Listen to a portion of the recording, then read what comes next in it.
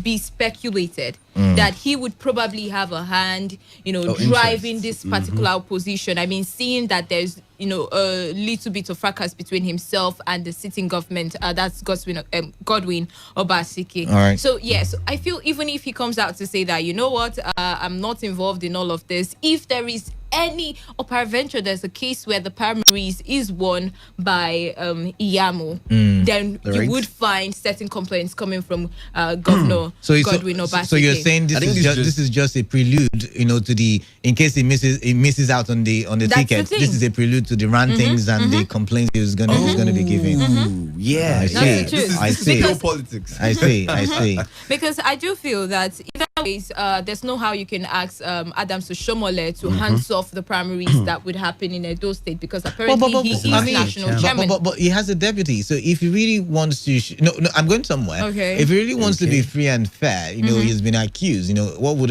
we would see in a Western society, for instance, is okay. You know what? I've been accused. I'm going to recuse myself. I'm going to, just allow you guys do your thing. I'm going to allow the deputy ensure that the books, what is written in the books is followed to the letter. Now that you stated that, do you see that happening? This is Nigeria. Even if that happens, okay, what makes you feel like that deputy or whoever is in charge or is put in charge doesn't wouldn't have have the interest as of the well? chairman himself? But my point is, the point is, at that point, the allegation that he was Oshomole, it subsides for a bit. Basically, for me, I think Oshomole was just insisting on direct primaries, and he wrote that to INEC. And I think certain people, certain quarters within the APC in Edo State do not want direct primaries. Okay. I feel like that's one of the problem. But the truth is, talking about direct, talking about direct primaries, even what's his name now? Obaseki has come out to say whether it is indirect or direct, I don't care. The point is, I don't want Oshomole to be there. But Oshomole is the national chairman of that party. But there is a bone of contention between both parties. Of them. Okay, so in that case, what should happen? They should just get somebody from nowhere. What makes you feel like that person would be loyal to Oshomole? But at least it clears the air. This is intra-party politics. It's more even diverse than inter-party politics sometimes. People have ambitions and stuff. You see why the call for the whole reconciliation has been lingering for a long time, talking about the reconciliation between Godwin Obaseki and there was stuff that they reconciled, but then somehow it looked like that reconciliation was just what word would I use now? Passive. I feel like that's my new word. It was just a scratch in the back. It was just to calm the nerves, public space, and members of the party and stuff like that. I feel like what they really need to do. Go ahead. What they really need to do is to put their house in order, because I'm sure the opposition, PDP and whatever party, will just be looking and wondering how to take advantage of the situation. I remember we had a text. Was it on Monday? Talking about PDP too might also have their own. Oh, wow. But the truth is, I think the reconciliation did. At one time was successful. I feel like the reconciliation at one time was successful. But when self-interest or when personal interest comes into something, we would kick out the window reconciliation. When you say successful, because I think it was 1 week or 2 weeks after we heard that there was a reconciliation, and then we had a protest from the pro-Oshomole and anti-Oshomole. So I do feel that my point is 2 weeks. I say at some point 2 weeks is good enough, right? Successful reconciliation. 2 weeks. Wow. Oh my God. Amazing. But let's move on. Let's still stay in the Niger Delta. You remember, majority of last week our conversation was centered on the NDDC. Once in a while we talked about the NCDC and how they accused the IMC of corruption, and the IMC accused certain people in the Senate of corruption as well. And then at one time again, Godswill Akpabio was dragged into the mix, and was accused of budget padding, the NDDC budget, padding the NDDC budget, I mean.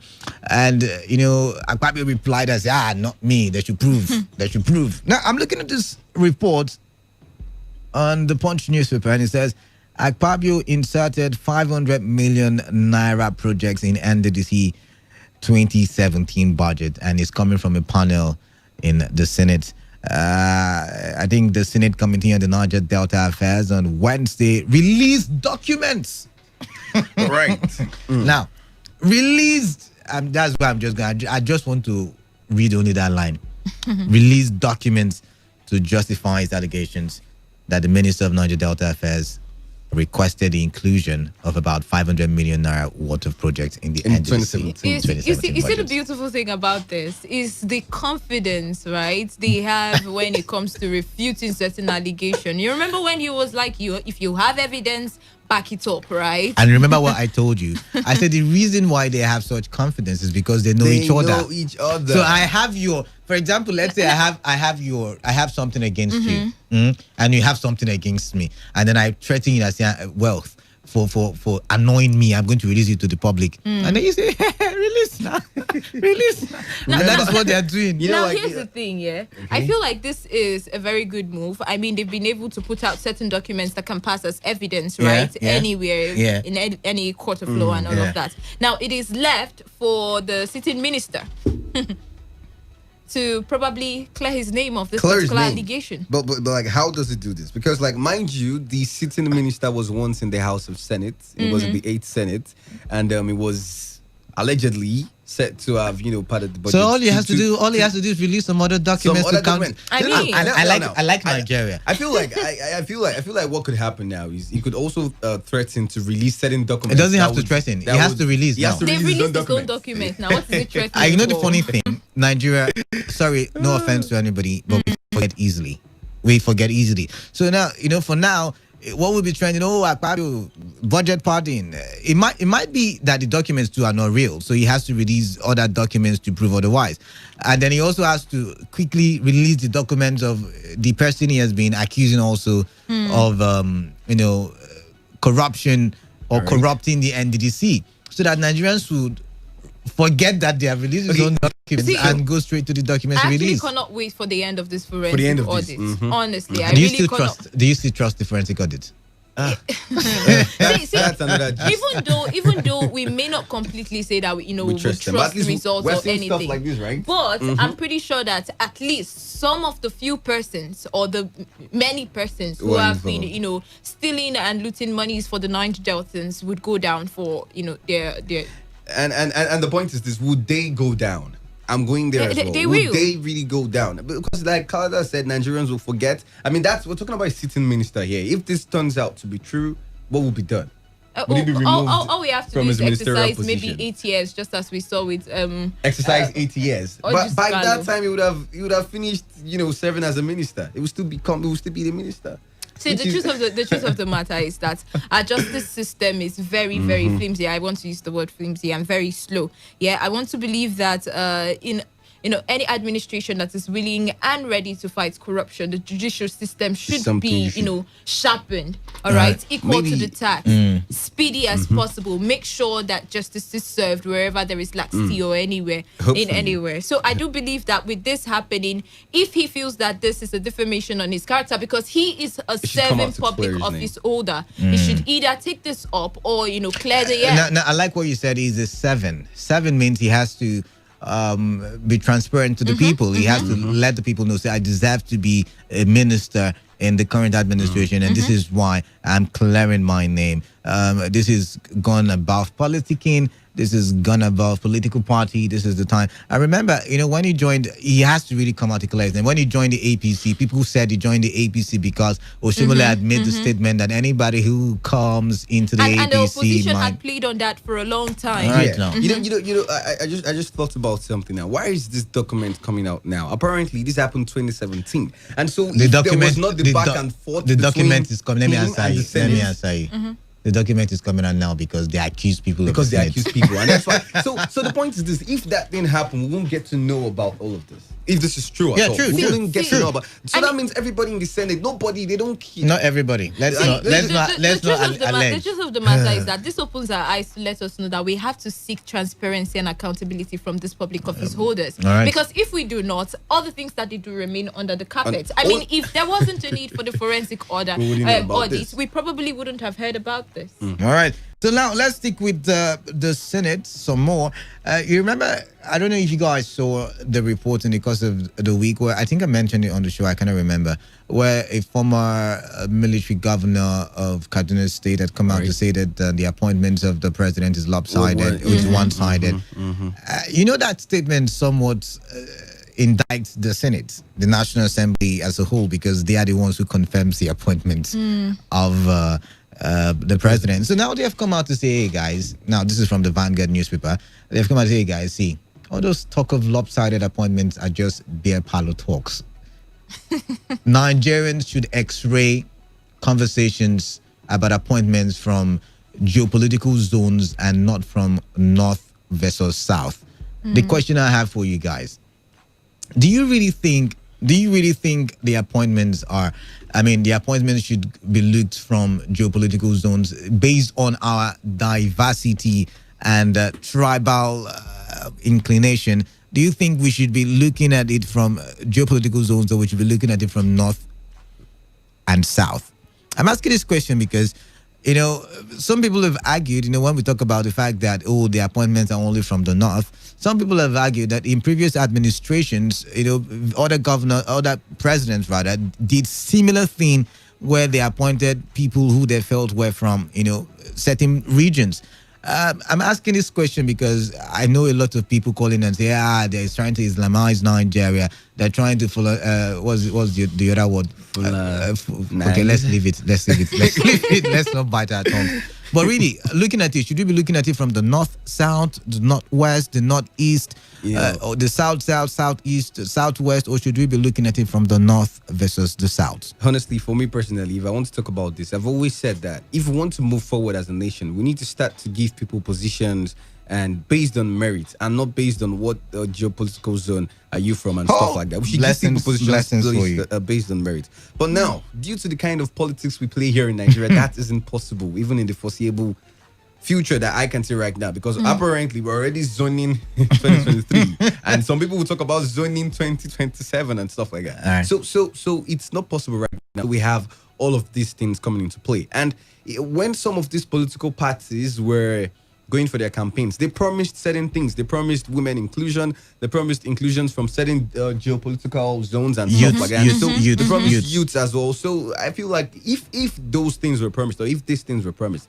then they should just fulfill their promise, because I really do not think all these zoning and regional nominations and stuff, I don't see it ending anytime soon. It's the kind of politics we play here in Nigeria. Honestly, that's the truth. All right, let's move on now, because we will not be dwelling there for long. Now, there is a story or a report on Premium Times where it is said that the Revenue Mobilization, Allocation and Fiscal Commission has declined a request by the police, or by the Minister of Police Affairs, that 0.5% of Federation account revenue be deducted and transferred to the Police Trust Fund, and also that 0.005% of the net profit of companies operating as business in Nigeria should also be given to the Trust Fund. Now, interesting, this request from the Minister of Police Affairs is in reference to the Nigeria Police Trust Fund Establishment Act 2019, signed into law by President Muhammadu Buhari. But you see, the RMAFC, that's the Revenue Mobilization, Allocation and Fiscal Commission, is declining this request because they said, or the commission is saying, that the request is contrary to the Constitution, or rather that the act is in contravention of what the Constitution says. And the Constitution does say that the allocation, the revenue allocation, will be shared only to the 3 tiers of government and nothing else, according to what I'm seeing on the Premium Times. So I think that's what it said. Yeah, it said transferred into, let's see what Premium Times said.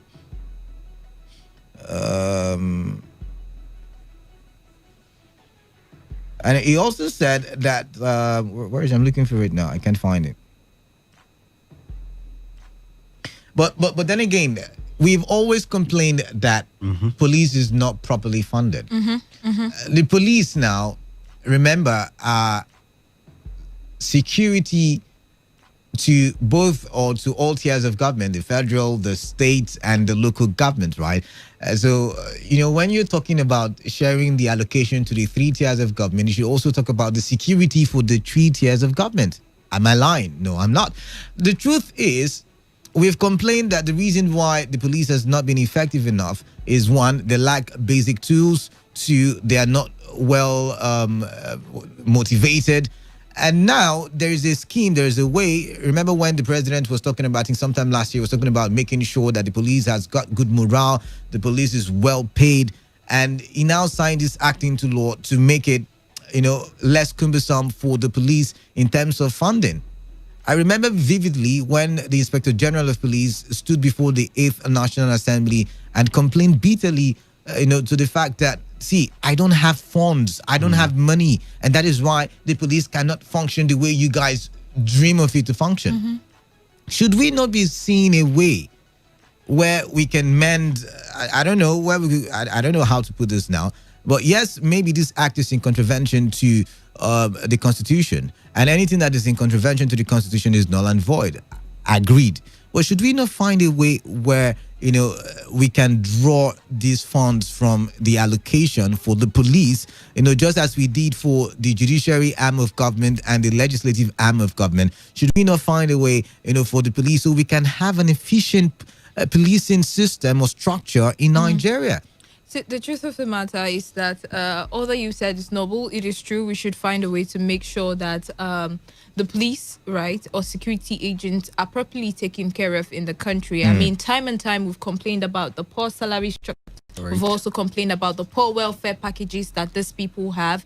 And then as compared to the much or the bulky situation and production that we expect them to give back to society, it doesn't match, right? So I do feel that this is one that, the country as a whole should consider. Like I've always thought, or I used to think before, that money doesn't exactly motivate you to do a job properly. But at some point I realized that, look, money is one of the greatest motivations ever. And I feel like a lot of our policemen, if they were paid rightly, or if they were paid really well, wouldn't be on the streets, collecting bribe 50 naira and stuff like that. It's Some now of 100 them. naira.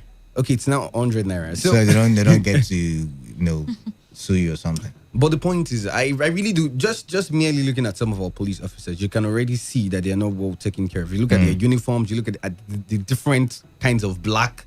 That probably the beret is different from the shirt. Is different from the trouser. I think they are mandated to do the uniform, then pay for uniform themselves. I don't know how. I think it works somehow like that. But the point is, it should be uniform. It's called a uniform for a reason. If it's not uniform, then why are you calling it a uniform? I get you.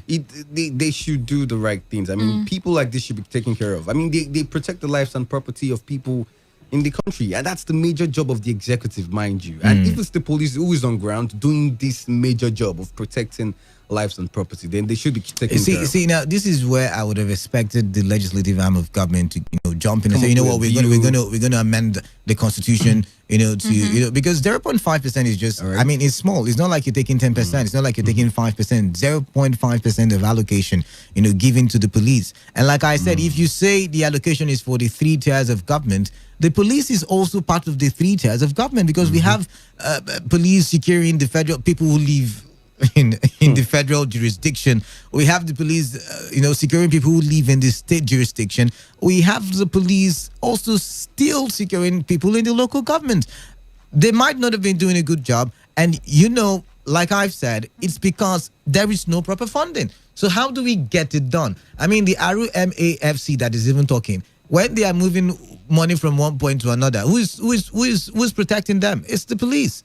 So the truth is, I'm thinking legislative arm of government should, this is the time where I feel like they should, speed into action, jump into action, and make things work for Nigerian police. And this is what people need to talk also, because it's not every time you call out police did this, they shot this, they did this. You also tackle the root causes of why they are not operating optimally. But then again, let's move from the police to churches. You remember, on Monday, they said churches could operate, in restricted formats. Some of it was wearing face mask and singing hallelujah to the Lord. Others were that service should be for 1 hour only, and after that, no departmental meeting. No, I want to see my pastor meeting. Everybody go home after 1 hour. Also, there was the talk of There was the talk of what else again? Making sure you have hand sanitizers and running social distancing. Yes, of course, there was social distancing and all of that stuff. But you see, we're beginning to see reports, from certain religious groups. It's not just for the churches, by the way, even for the mosque. We're seeing people come out to say, "See, guys, things are too hard. These restrictions, it's not doable. It's not doable."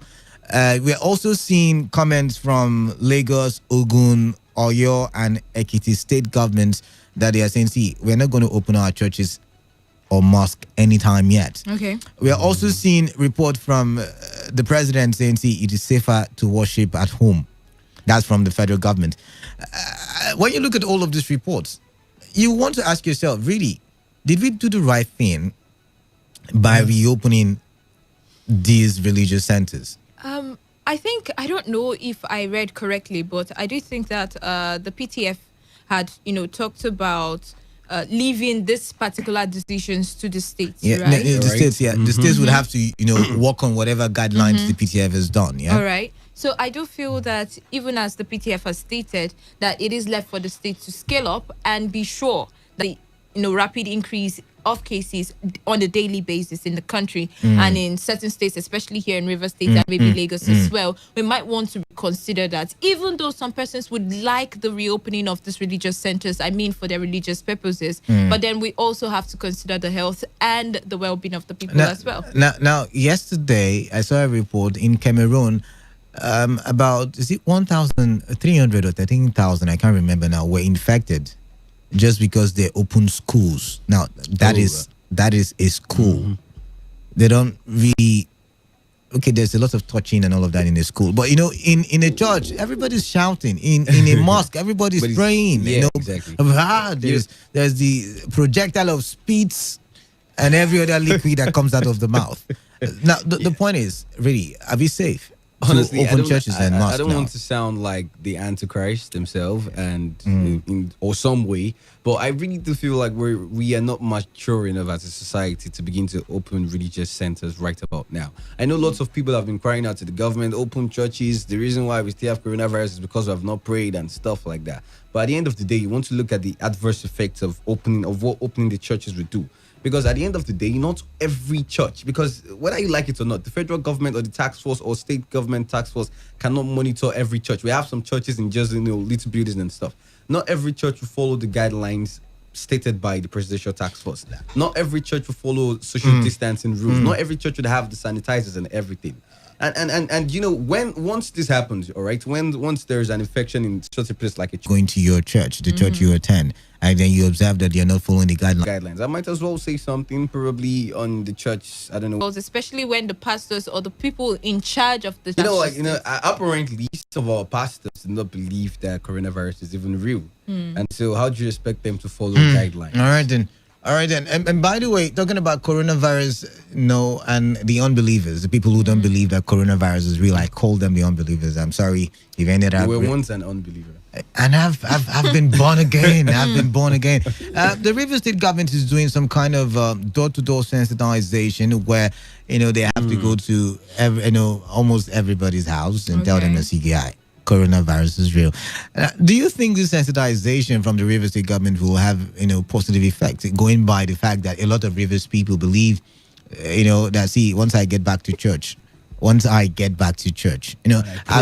having a conversation with a former colleague of mine, and I think the person was saying on our show, people were saying, once you get into church, once you get into church, don't worry, whatever illness you have, it is gone. And then there was the question, then why do we have doctors who are Christians? Why do we have doctors who are Muslims? Why do we have doctors or physicians who help heal diseases? So I'm wondering, do you think this sensitization, because of our religious tendencies, will have any effect? Well, it will definitely have an effect. I feel like to do something. It's really thoughtful of the River State government to think about this, because if you really look at it critically, okay, Rivers people were quite stubborn. Okay, we don't want to. Are you a Rivers man? You don't have the right to say that. I believe I am right now. I mean, but basically, what I'm trying to say is we are obdurate. Yes, we are up to it, and we do not want to take new things. We just want to believe in some of the old stuff that we already have. So it's cool. It's cool if the River State government is going door to door to, inform people and sensitize them, and then you can have a conversation with them. All right. They explain certain things to you, and probably you understand it better. I feel for me, the sensitization is better done than not. I mean, now the government can wash off their hands and say, you know what, we've tried. Never forsake their people. It's people. At the end of the day, whether they believe or not. And hopefully should be able to convince the people who are still doubting. All right. On the 21st of this month. Okay. But I'm wondering how that will happen, because I've been thinking about this for days now. I said I wouldn't bring it on air, but I can't hold it anymore. We have interstate restrictions, right? And then they are going to open the airspace. So how are they going to make it work? Because I'm wondering if there's an interstate restriction. When a plane lands, that means the people cannot enter into the states. That I don't know how will it work. I'm trying to understand, because yet again, I am more concerned about River State that has had so much confrontation with the federal government. Will this be another source of some kind of back and forth between River State and the federal government, or are we going to see this time a good working relationship between both parties?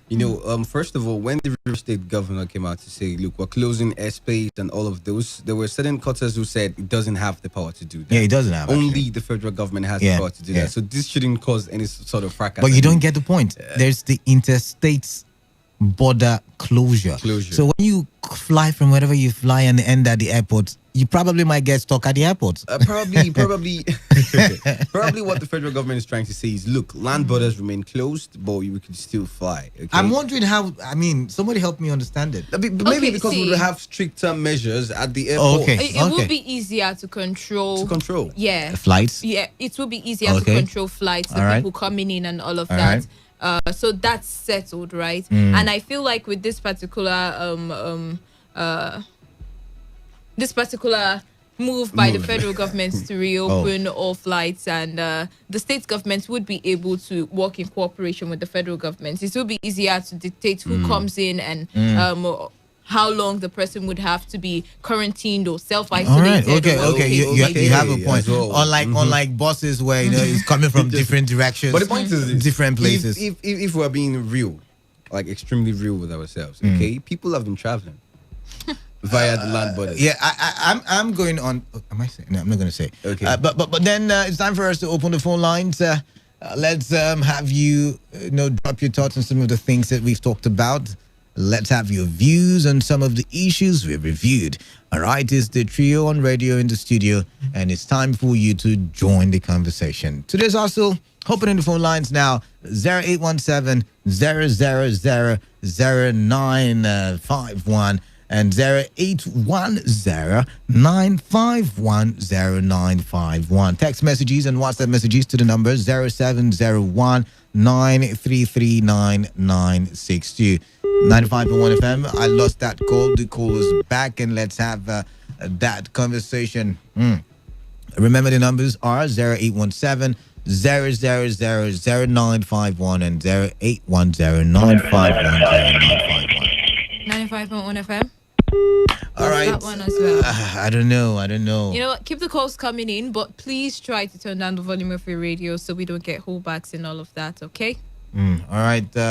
I've been finding the phone lines have not been kind to us this week. I don't know what is happening, if it's the weather, if it's some technical challenge, but just keep trying. We will weather the storm together. Let's talk for development, by the way.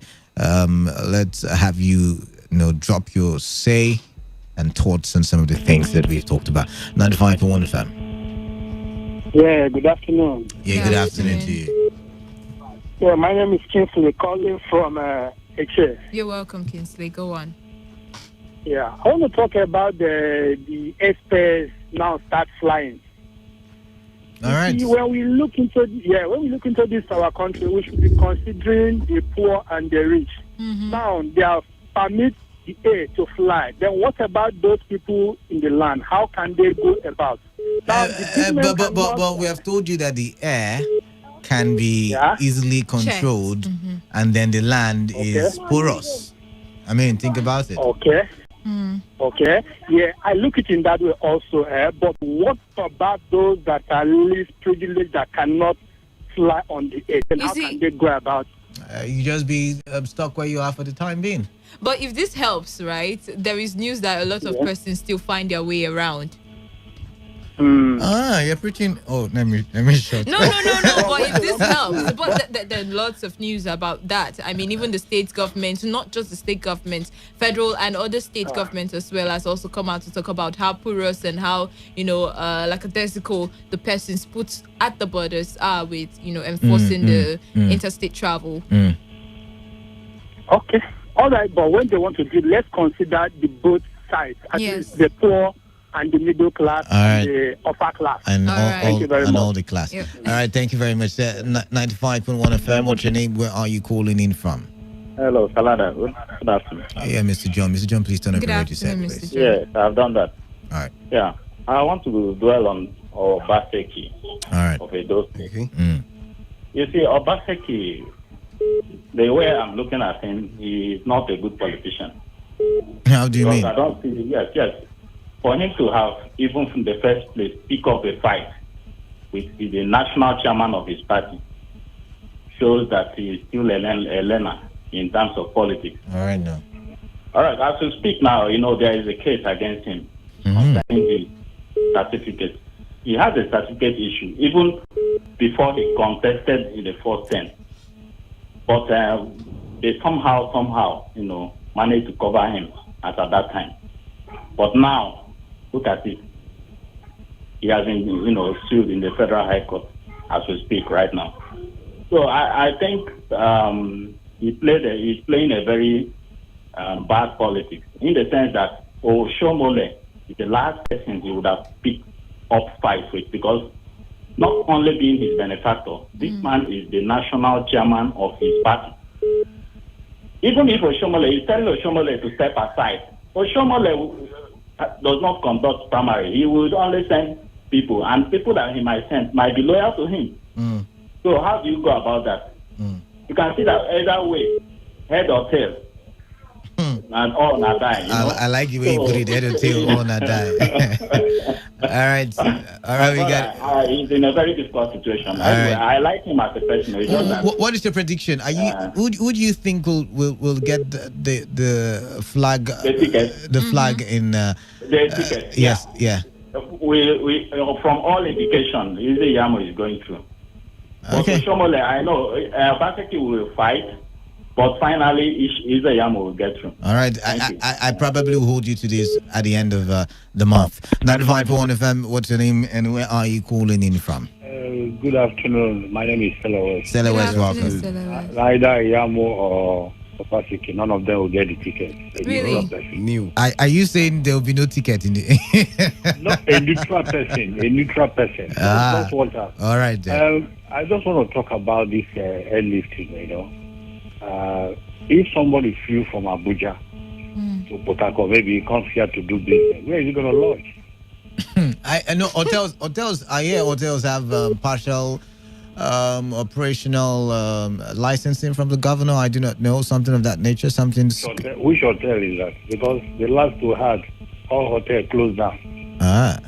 I think I heard the governor saying something about hotels. I think the corporations were supposed to have a meet. They had the negotiation. Yeah, they had the negotiation with the state government. So there was some kind of agreement. I cannot remember though.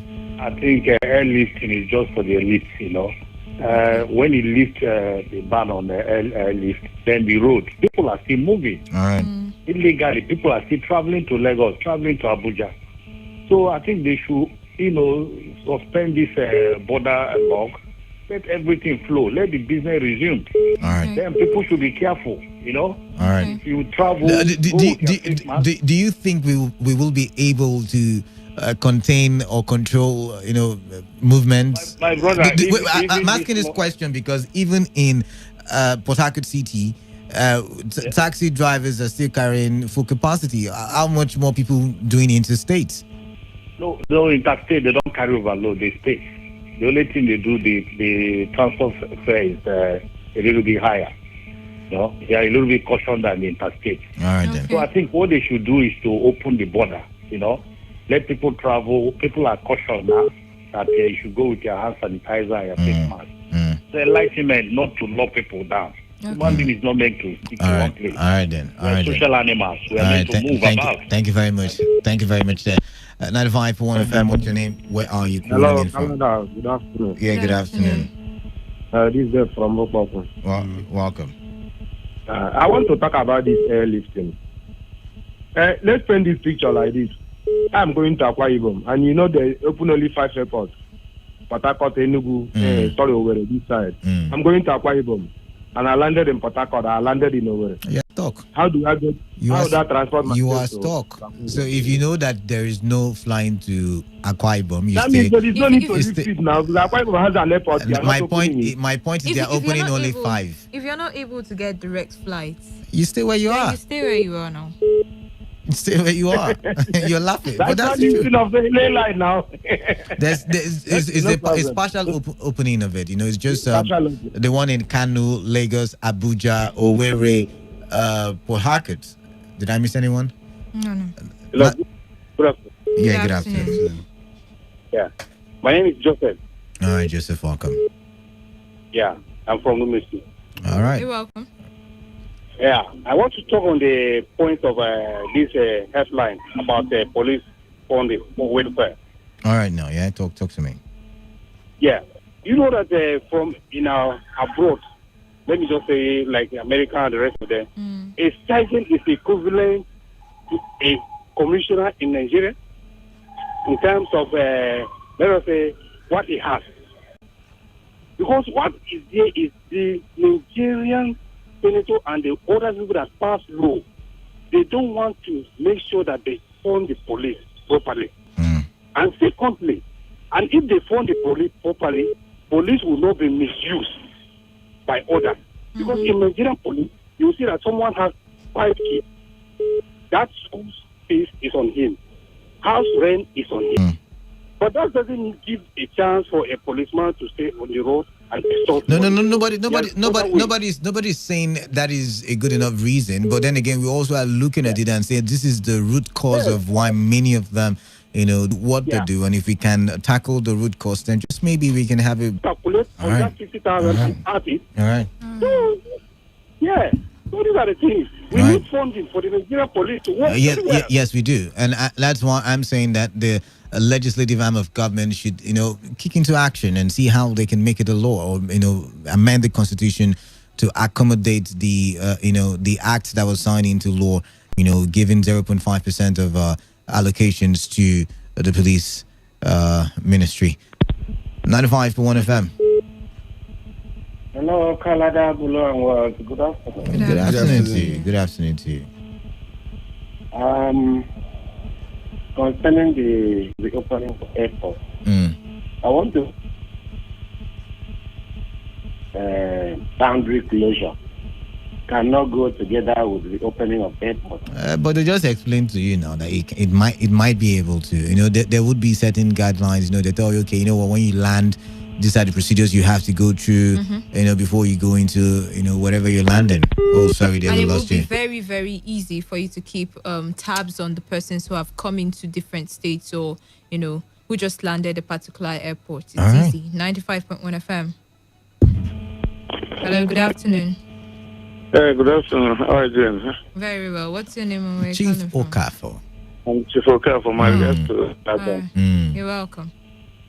Yes, I want to speak on the issue of, you know, the budget for the renovation of the House of National Assembly. All right, go ahead. You know, like I observed one day, you know, even though it happens to everybody, like discussing for some papers right on the station like this now has become a problem, because most of the times our papers, because of politics, try to mislead us. And I have two papers. That I don't take what they write these days as real until I, you know, Google it or see from other angles. You know, like what they wrote, 27 billion, and the way they wrote it, you would think, I think it was a point that carried it, you would think it was true. But now, look, if somebody has maybe use the phone to Google budget office, you would have seen that it's 9.2 billion, which is big, but then it wouldn't have been like 37 or 27. So again, about the Oshimole, APC in Edo State, you see, I feel that whether Oshimole is in Edo or in Abuja, whatever they want to do, they would have done it because he's going to select those who are coming. And the returning officers, all of them are going to be his men. And moreover, but if Oshimole decides to come, Oshimole has a right to come because it is his state. He has a vote in Edo State. So the governor saying that he should not come seems to be that the governor is forgetting already when something has not happened. Okay. So what I feel, another party will take it. I think that's what I say. Thank you very much, and God bless you. Thank you very much, Thank you so Mr. much for Fafa. calling. Hello, good afternoon. Bolu, good afternoon. Good afternoon, Lawson. Canada, relax. I think that ticket is going to go to Ezeyamo. I'm telling you the truth because that's what John said. I think it was a terrible mistake for Obaseki to have challenged Adams.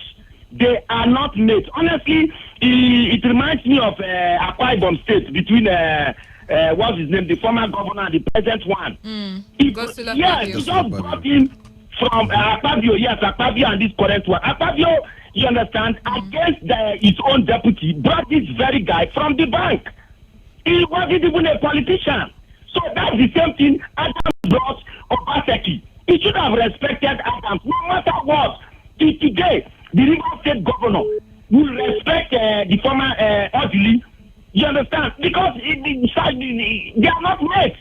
And when you begin to fight somebody like that, it's going to put a lot of obstacles on your way. And see, except they do indirect, if it is direct primary, Oshimole is saying direct. Oshimole is saying direct primary is. But Obaseki seems not to have any problem with whether it's direct or indirect. No, see, once it goes, Obaseki is against direct. Because direct is the people but that he has come out to say any which one is game and he's going to win either way. Good, either way he will win, but direct it will be overwhelming. You remember what happened in Lagos? They went direct. It's the people that will come, and Pastor Ezeyamo is far more popular than Obaseki. You can't say 2015 no, 2016 who no, I want to ask this very simple question. 2016 who won? It was Adams. Adams was the X factor. I am telling you that. It was Ezeyamo. So he won based on Adams' influence. Oh. He won based. Don't forget at a point PDP was, in fact, they somehow the campaign, Obaseki campaign organization was overwhelmed. That was when Adam took over that campaign and pushed it through. After the election, Ezeyamo said he has won the election because he was so sure. I am telling you. We gotta go. Your prediction. You see? I think that it will be Ezeyamo, except the president. There is another factor. If the president weighs in, you understand? If he weighs in, that's the only way Obaseki can get it. But if the president decides to stay, you understand, the way he is right now, and leave it in the House of Adams, I am telling you, he's going to swing that ticket to Ezeyamo. All right, two people say Iyamo. Let's see how it plays out. All right, 95.1 FM. Good afternoon. Good afternoon, Bright from Rumigbo. Yes. All right then. Yes. Well, good afternoon. Good afternoon to you. For some days. It was just yesterday. Yeah. All right then. You guys. Anyways, welcome. Edo State. Obaseki asking Adams to stay away. Adams cannot stay away. Adams is a party chairman. All right. So whether Adams has interest or not, he is doing his job as a party chairman. Adams was a party chairman during the 2019 primaries. He never stayed away. Now he is still carrying out his official role, whether he has interest there or not. And I think Adams has even made it clearer. They have so many court cases in Edo State. Those who are expecting to be the authentic the party leaders and those who are saying they are not. So for them to have had what happened in Rivers State, direct primaries is the best. Nobody knows what the outcome of those court cases would be. So as it stands, Obaseki should stop challenging Adam, because all those things he's agitating will never, whether he goes to court or not, it will never come true. All he has now is to go and mobilize. You are the governor, you have commissioners, you have local government chairmen who are supporting you. Go and mobilize the party faithfuls and from the ward level, right? From the unit, not even ward. From Okay. the unit, because it's going to be a unit election. All right, sure. From the unit, All go and mobilize. But between Adams and between Izeyamu and Obaseki has stepped on toes. There was a national. Okay, now we gotta go. Sorry to call you short, but now your predictions. Who do you think will come out? Izeyamu, Obaseki should be cancelled from now. If he wants to contest the governorship election, he has to defect. But if he's open on APC ticket, he has failed. All right then. All right then. Thank you very much. But we've got to go for the news update at 2. When we return, we will let the cat out of the bag. Don't go anywhere, please.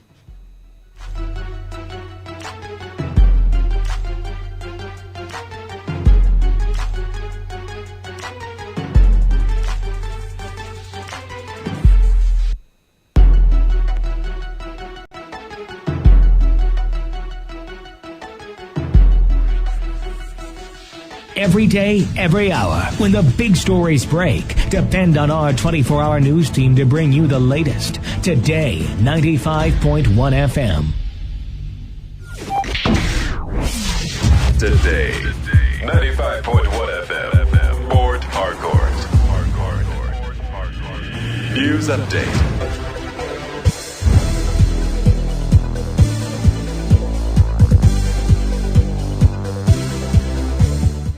Good afternoon, and here is the news update on Today 95.1 FM. I am Wealth Wilson. A state high court sitting in Port Harcourt has sentenced to death by hanging 3 persons who were charged on 3 counts of conspiracy and murder of former leader of Niger Delta ex-militant Soboma George and a groundnut seller identified as Joy John James after 10 years. The court ruled that Dobra Ogbe, Emmanuel Gladstone, Perry Matthew should be hanged on their necks till they are confirmed dead for conspiring and killing Soboma and John James. The trial judge, Justice Judge Omereji, in a ruling that the prosecution was able to prove his case beyond evidence and testimonies of the eyewitness, proved Daribo Botei, who spoke to newsmen, associates of the late Soboma George, led by seller Joy John James, 24th of August 2010.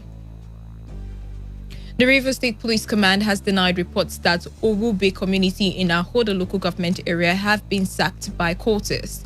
Reports emerged in the week that gang clashes had devastated Owube community with the alleged killing of about 20 indigents, kidnapping and intimidation by armed youth, leading inhabitants to desert the community. But the Rivers State Police Command has said that the report is misleading and not a true reflection of the state of affairs in that community.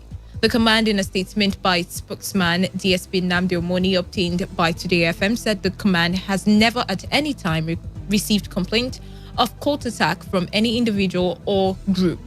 At the divisional area command and other command levels, adding that there is no recorded incident of such nature in any police formation whatsoever. Omoni said the report is unfounded and intended to overreach the command and hold her in bad light, suggesting that the command is overwhelmed by the activities of cultists.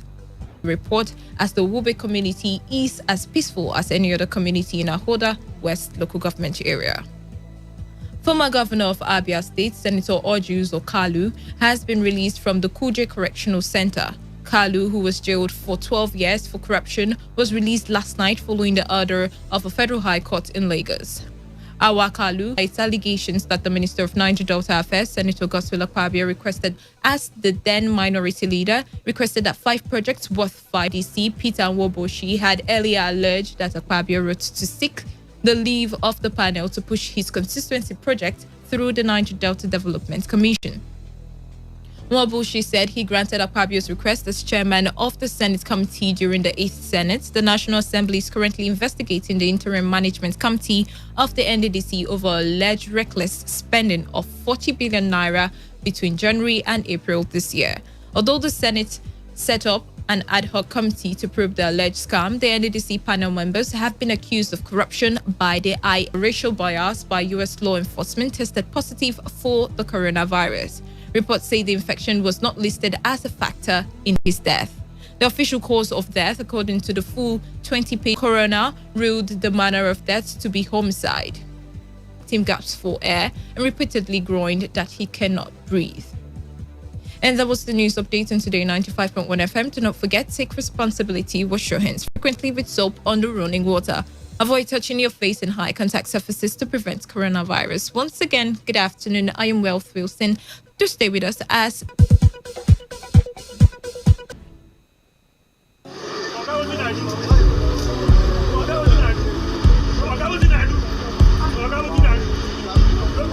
I am a proud Nigerian. I have been placed here by God for a time such as this.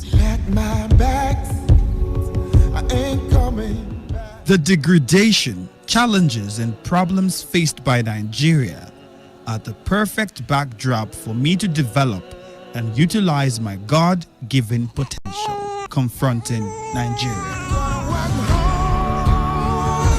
Nigeria will rise again. Because I am here, I will leave this nation a better place than I met it. I will work to make Nigeria a praise on the earth.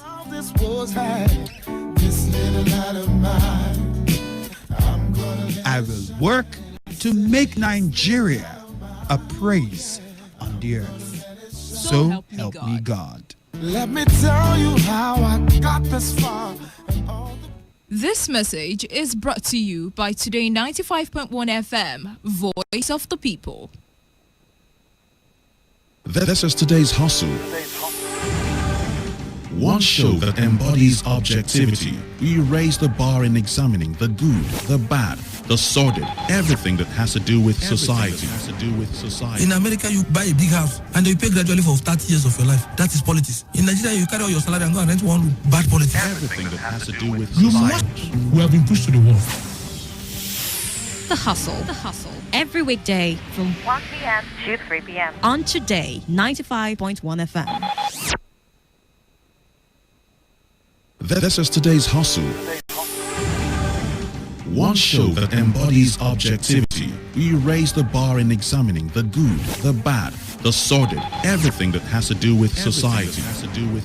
In America, you buy a big house and you pay gradually for 30 years of your life. That is politics. In Nigeria, you carry out your salary and go and rent one room. Bad politics. Everything that has to do with society. You must negotiate. If we don't negotiate, when a man is pushed to the wall, he bounces back with double levels. We have been pushed to the wall. The Hustle. Every weekday from 1 p.m. to 3 p.m. on Today 95.1 FM.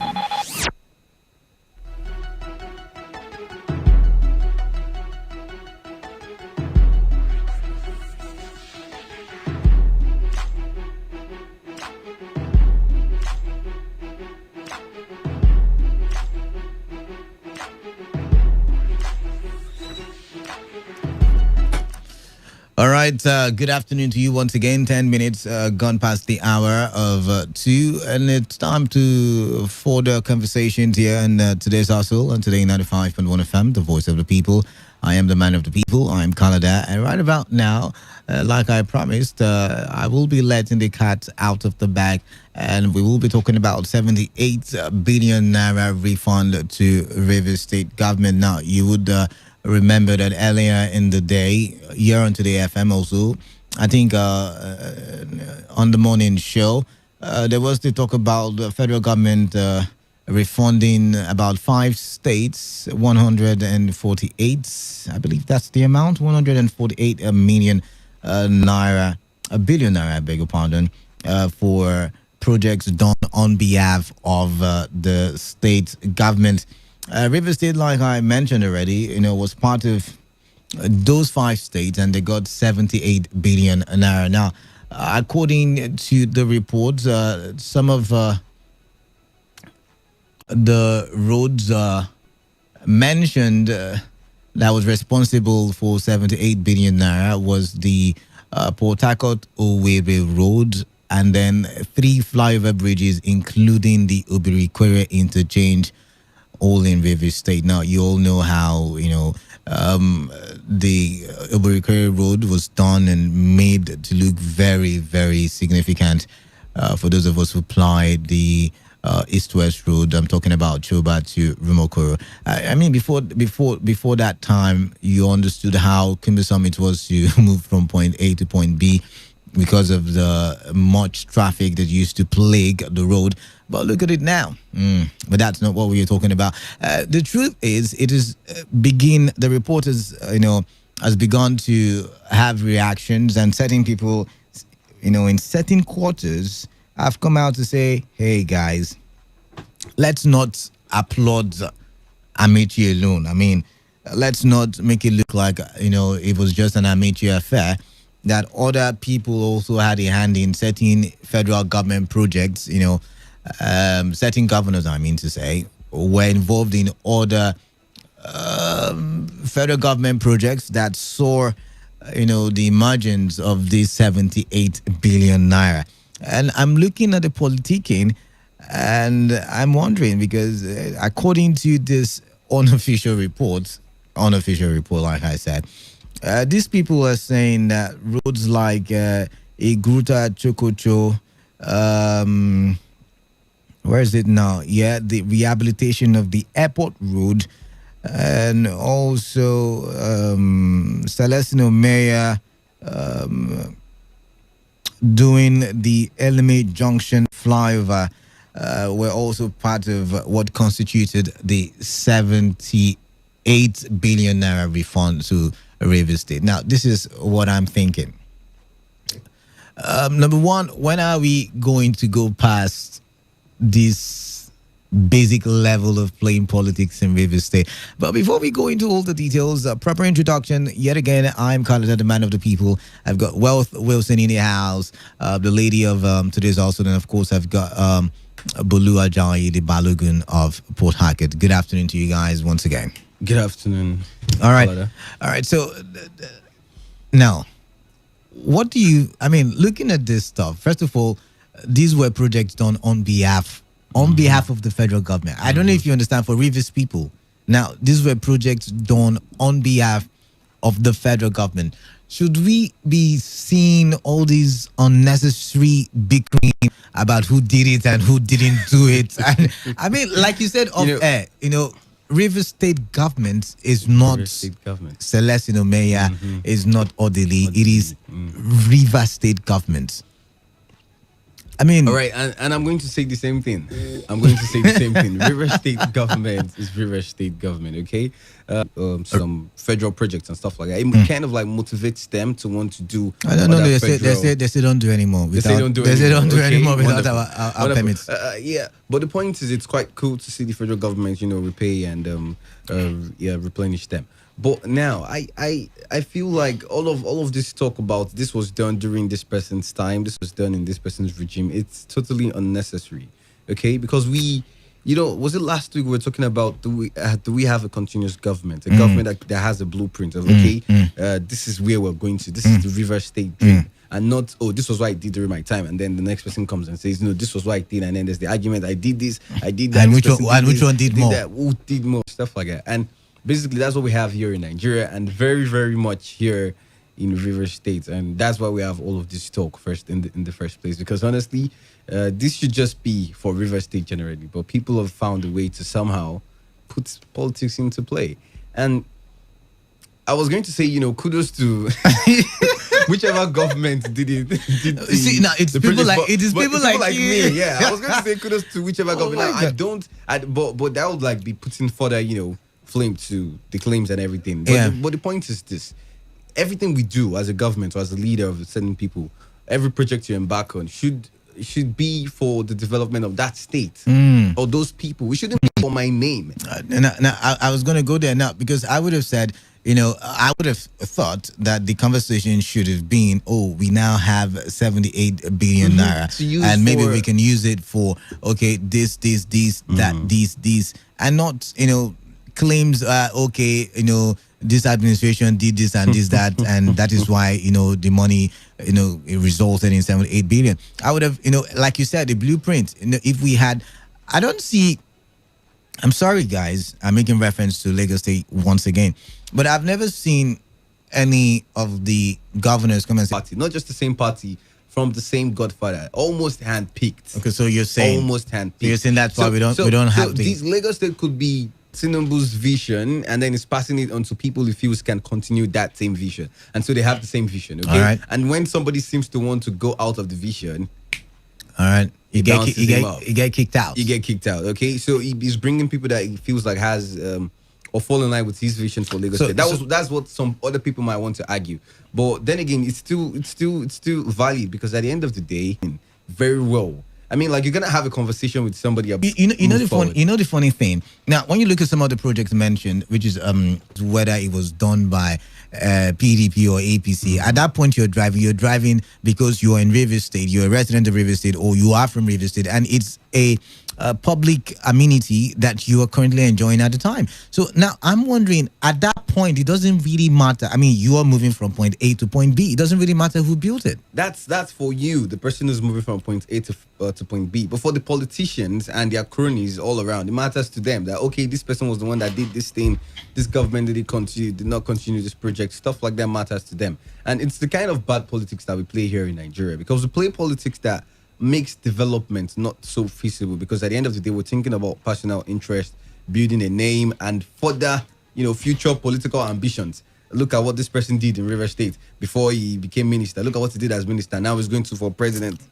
Okay, you don't think that those things matter to these politicians, because it matters to the people as well. I mean, how many times do you hear people call in and tell you that this is a thing that was done by the River State government? They would rather pinpoint to whose administration it happened and when it happened and all of that. So I feel like it is a thing that has started out with the people, and then somehow it has also gotten to the politicians as well. And seeing that it has gotten to the politicians, it has become like a basis for which administration or which political party has done the most for the people and who hasn't even done the most. It's no longer a matter of the continuation in government or the better good of development for the state or for the people as a whole. So you don't think that hampers the continuity of governance? Because if Bolu was my predecessor, when I come and I see Bolu is of a different political party or whatever reason, maybe because I might be challenging Bolu in the senatorial district in the forthcoming years, I would want to stop whatever project Bolu did and want to do my own projects, and that slows the development of a state. First of all, I'm not saying people who have done well shouldn't keep their good names. Whether you like it or not, if a person has done well, that person will keep that. But the funny thing, you're supposed to be in governance to do well in the first place. I mean, that's the truth. But here in Nigeria, we've seen doing well as a gift. As luck, we're lucky that this person did well. We're lucky that this person did this bridge. We're lucky that we had this person as our governor. And so I'm not trying to take away that good name, because even people would always remember the name. They will say, it was this person that did this. It was that person. But you, as a politician, as a leader, when you do whatever it is you do, don't do it for the name. Do it for development. Now, that's way I'm going to do this, and then you're stealing money behind somehow. But that can only happen if the government achieve here this and this, or this particular feat. Then it will be easier for governments to come in and follow through with that particular plan and objective. But you see, there is a hole to that now, because now you see, Bolu is a politician. You are a politician. What? But I'm giving an example. Yeah, you are a politician, and then you have what is in your head of how you want Rivers State to be. Bolu has what is in his head of what he wants Rivers State to be. So Bolu is done governing Rivers State, and then you enter and you be like, all those things. Remember they criticized them. I think the reverse should be the case. Everybody knows what they want Rivers State to be, which is a better state, right, for all. Now that is the one objective. Now what would be different is the manner in which they approach it. The goal is the same, but which angle are you coming from to make it better? That's where I feel is the case. Why I was making an example is, I agree with you, but why I was making an example is, like we said, now every politician wants to outdo the other. So you see, now when they do, for example, the building of 3 flyovers I was one of the people who complained. Did you ask the people if 3 flyovers is what they really want at this time of the year, or this time of, I don't know if you get where I'm coming from. The people are not carried along in the way monies are expended, not just in River State, but in River State, for God's sake, we don't even know how much is the budget. We don't have a document for the budget. So when you look at these things, the people are not carried along. Now, when you talk about a blueprint, you're talking about a blueprint that all of Rivers people or all of the states would want, and would actually say, for example, there's an American dream. Americans know what that dream is all about. I think there's even a document on what the American dream is all about. So when you look at it, all of Americans, they might not agree in theology and ideologies and all, but when it comes to the dream, it is static because it's a shared goal. But when it comes to politicians having, okay, I will build 3 flyovers. Okay, I will build Obirikori Bridge. Okay, get it. Yeah, like we have the American dream, right? But we still have certain presidents being lauded more than the others. You hear people talk about the likes of Bill Clinton. You hear people talk about John F. Kennedy, and they will say, "Oh, this person did so well." And you would also still hear people talk about certain other regimes and say this person didn't do so well. Based on what? Based on the things that they did during their regime. Is it based on the things they did or based on the American dream? It could be based on the American dream, okay? But the point is this. If somebody does well, or if somebody has done certain things that people feel like, oh, this person did well, you can't take away that good name from that same person. I agree with you. I mean, if people want to talk about Yar'Adua today, they would always say, oh, he was sincere, he was this and that. They have several things to say about him. Good things, good things. And that's because of the kind of person he was when he was in power. So people would always have views about you, regardless of wherever party it is or whether you did for just development or for the state. Now, the point is the politicians themselves now capitalizing on this and just focusing on just this instead of development is where I have a problem. Okay. If we get into power, we play politics the first day gets to power. We don't have time for administration itself. All right. We don't have time to think about the state, and we're still playing this politics. Hey, that was the one that did this one. It was the farmer. I normally, for me, I feel like you shouldn't I get angry when I see politicians coming and then blaming predecessors and saying this was because of this person, this can happen. I mean, like, you saw these problems before you said you wanted to become the governor of the state. You see a problem, you try to prefer a solution. You don't go back to the problem. You don't play. So you were saying competition is good, but competition to be used as a tool for development. I'm not saying competition is good. I'm saying even if anybody should be competing, should be the people competing with each other and say, this person did better. That's what I'm saying now. So that means it should be used for development. If it's healthy. Yeah, that's what I'm saying, for development. For development, it might be good. But if it's for politics and to bring one person's name down or to make one person seem like the person didn't work enough and you are the one that's been doing all the work, then at the end of the day, it's what they call this word, it's not healthy. It's counterproductive. It's counterproductive because at the end of the day, that person was once governor of the state, and whatever you say could lead to development or underdevelopment of the state. So I get your point. So you were saying basically, imagine if Odili and Amechi were competing now, and this one is saying I built 1,000 bridges, and the other one say I built 1,000 computerized schools, and the other one saying I built 1,000 farms. It would have been nice because it's an LD competition because they are showcasing the developmental. It would have been healthy if Amechi also, I'm just in your analogy now, didn't come out to say this person didn't do anything, but I built this. Yeah, that's what I'm saying. And if they were just like, it was just healthy, you say, okay, what opens the door for a healthy competition between politicians is when they understand that after the elections, they no longer belong to a particular party. All right, like they become selfless leaders, not for their party, but for every other person. True. Now, the opposition, on the other hand, does not sit around and point fingers at faults and all of that. There is cooperative and gainful coexistence between both parties and every other party, and everybody gets to understand that this is what we want for the state. Even though we're not in power, this is how we can contribute so that the next time for election, people see that we have thrown in our own quarter and we've been able to develop the state in our little ways and all of that. So I feel like the only way we would have healthy competition is when there is an understanding, a collective understanding between politicians about the intricacies of politicking. All right, about the intricacies of politicking, and I like the way she ended that. I think she has similar views with the former Cross River governor, that Donald Duke, who came out yesterday to say, see, these politicians don't even know. They don't know. Let's see. You're only in politics for a period of time, and after a while, you're out of politics. Right? So you're governor for what, 8 years? That's the most you can be governor for. And after that, maybe, just maybe, you get an appointment as minister, or maybe you're in Senate. But if you're not, that means you're out of power and you become an ordinary citizen. So that is why you need to develop and build infrastructure. And which goes back to the question, why do these people even join politics in the first place? Exactly. It goes back to the very we once question. had, a minister say join politics because... you're going back there.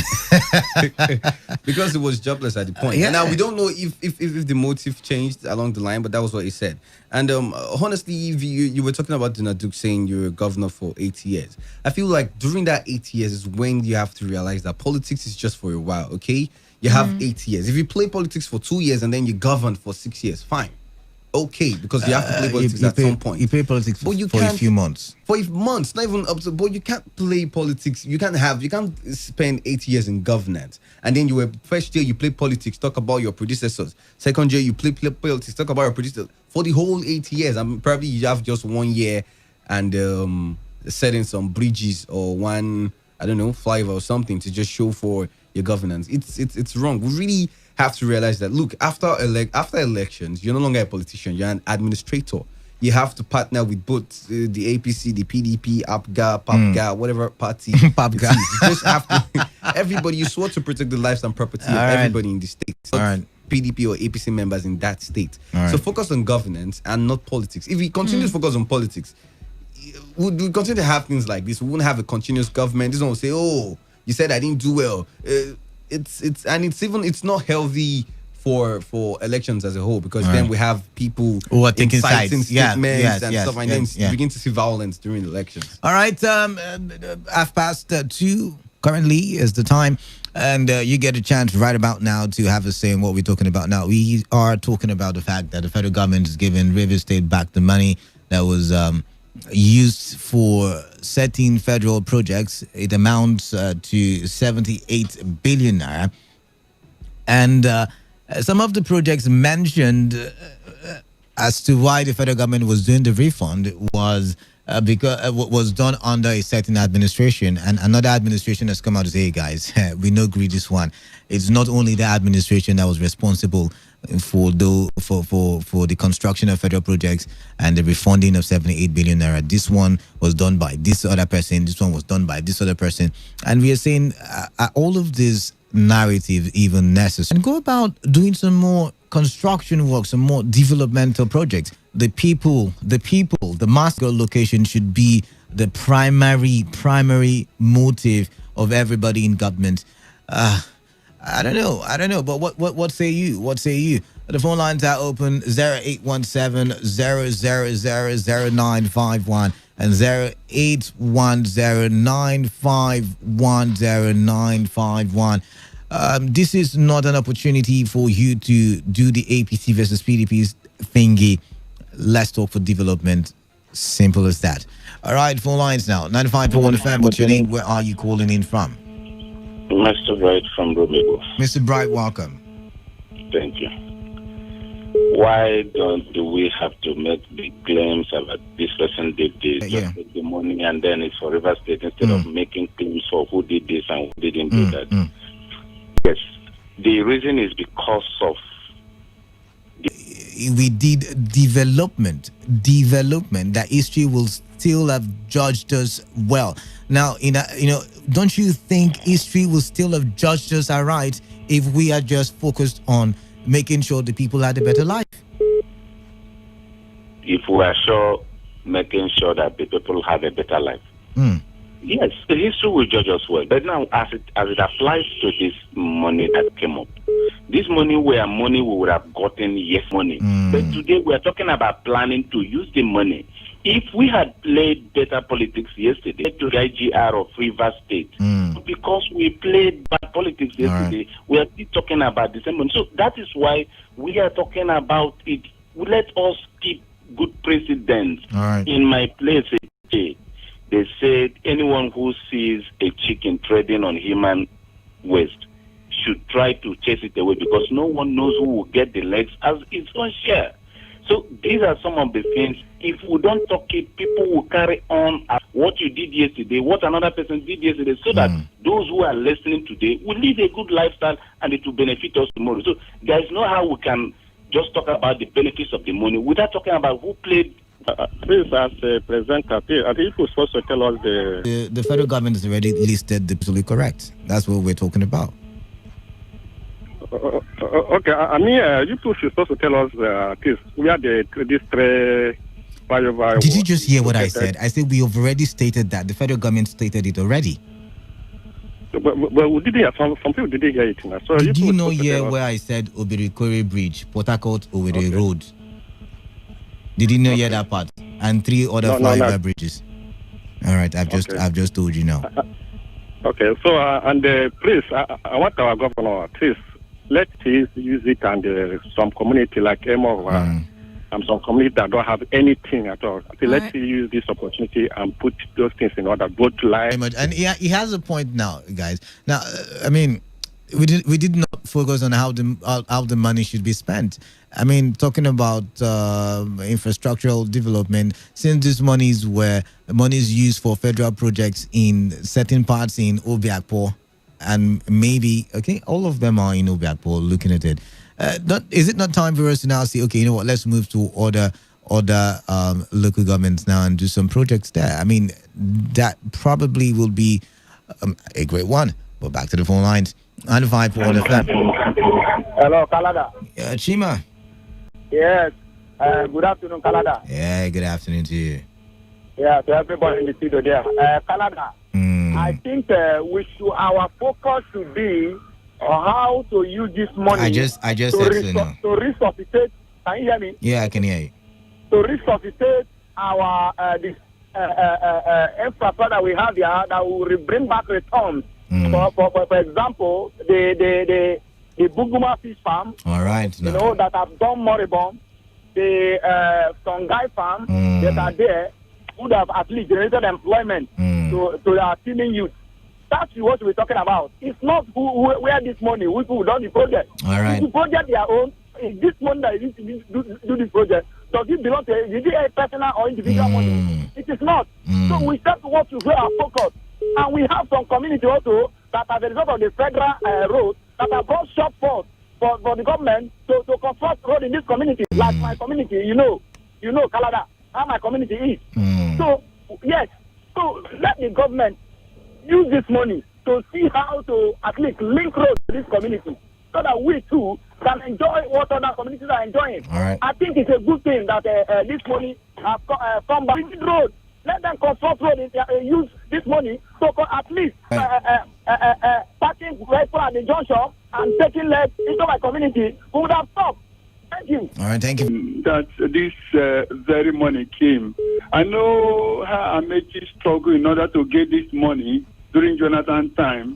But there was a program in 92.3. One OCK was insisting. They blocked the money. One OCK and Wike, they blocked the money and swore that money can never get to Amechi. That's not what you're referring to. We're not delving into all of those politics.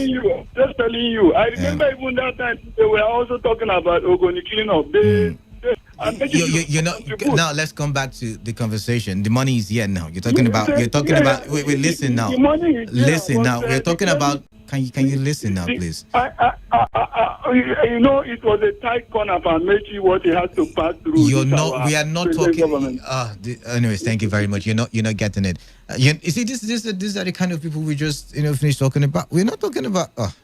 Any which ways, the numbers still remain open. You can call in 95.1 FM. What's your name? Where are you calling in from? All right. Good afternoon. My name is James. Calling from Port Harcourt. All right. Welcome. All right. Well, to me, the argument as to who started what project and not what project doesn't hold water. It's not important at this point in time. Thank you very much. What is important right now is that the money has been released. And if I check very well, the caption did not say federal government has released money to Wike or Governor Wike. So what I thought, admitted that started what Call us back and let's have a conversation here. Yet again, we are wondering why the argument, why the point of focus. Name, where are you calling in from? I'm calling from Port Harcourt. Edwin is my name. Welcome. The money being given back, refunded back to River State is a good one. All right. President, it's not all about this state is of this party and that state is not of that party. Interesting conversation. It's also Nigeria as a state, in general.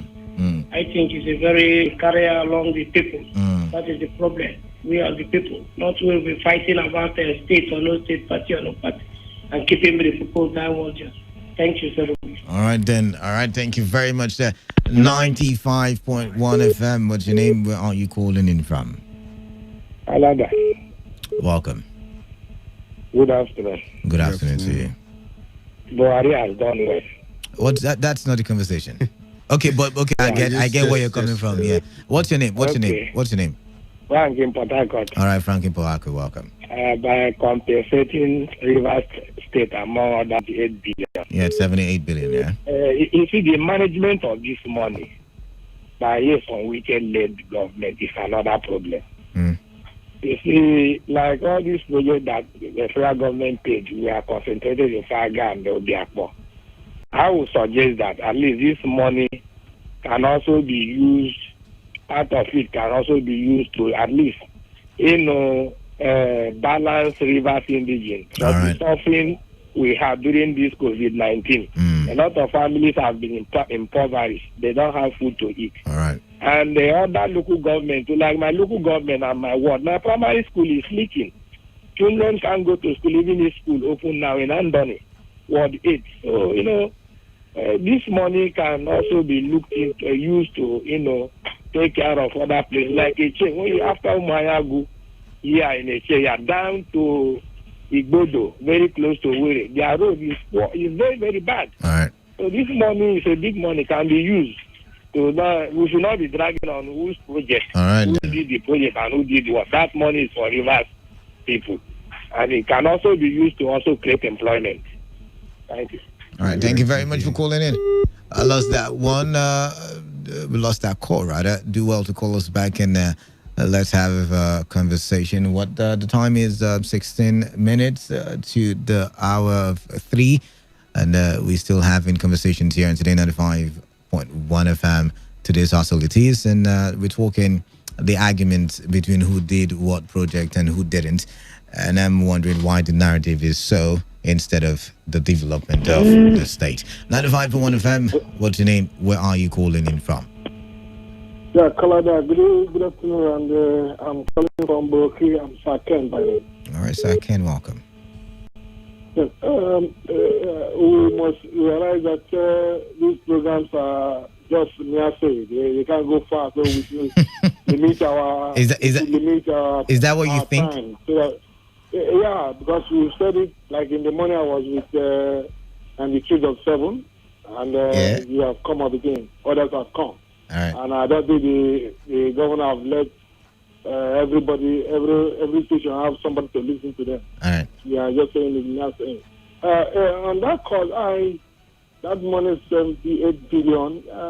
We the people have cried several times. We are in the government house on the 10th of April 2017, and we told him, please make a road from Obonoma in Akuku Toro to Bile, which is about 18 kilometers. It has one big river that's less than 200 meters. And again, we have some feeling a place during this flood. We have a problem with our communities, and we need some filling. We have mentioned that thing. So if this money is at hand now, he made a promise when we visited him that he discussed with the fire to bring it to the budget that period. Fara is now in the National Assembly. So for we always feel that if you can remember this. So you're saying instead of us to be dragging who did what, the money should be used in spending, developing places like Akukutaro and Degema. And Degema, yeah. From Degema local government. Yeah. So yeah. If you have mentioned it, if we have mentioned it to him, if at all, let him look down. If he's listening, if at all, to look down his list and he has done many for the for Port Harcourt and Obia Pond. That is the flyover. So we should go down. It's time for him to shift his focus. Yeah. Yeah, we should mark his name with the golden pen that he has. All right then. All right then. That of the Calabar Unity Road can do that. All right then. Thank you very much for calling in. Interesting conversation there. 95.1 FM. Good afternoon, my own brother, Mr. Kalada. DS Lupano, welcome. Good afternoon. We are not. Let us not bother ourselves with the foundation of how the money came about. All right now. But let me make my opinion very clear. 50% of that money should be kept aside. The governor should go around the Secretariat of Rivers State, asking them the project they want. All right now. Then he should also be reminded, or if he knows, that from 2013, gratuities of River State retirees have not been paid. He is also owing them their pension arrears. All right. He should be able to offset those debts. Then the remaining ones, he should look at critical projects that will bring in money into the state. He should go and revamp the banana plantation in Ogoniland that was bought by his supporters. And they have not brought coconut plantation in Ogoni. He should also look at all other meaningful projects. Sorry, let me pause you. How do you know his supporters were the ones who burnt down the plant? It was very glaring.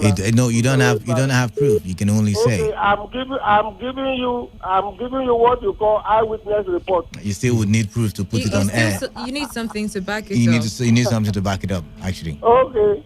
Let me also look at those things that we expect that will give us money in this state. Very, very paramount.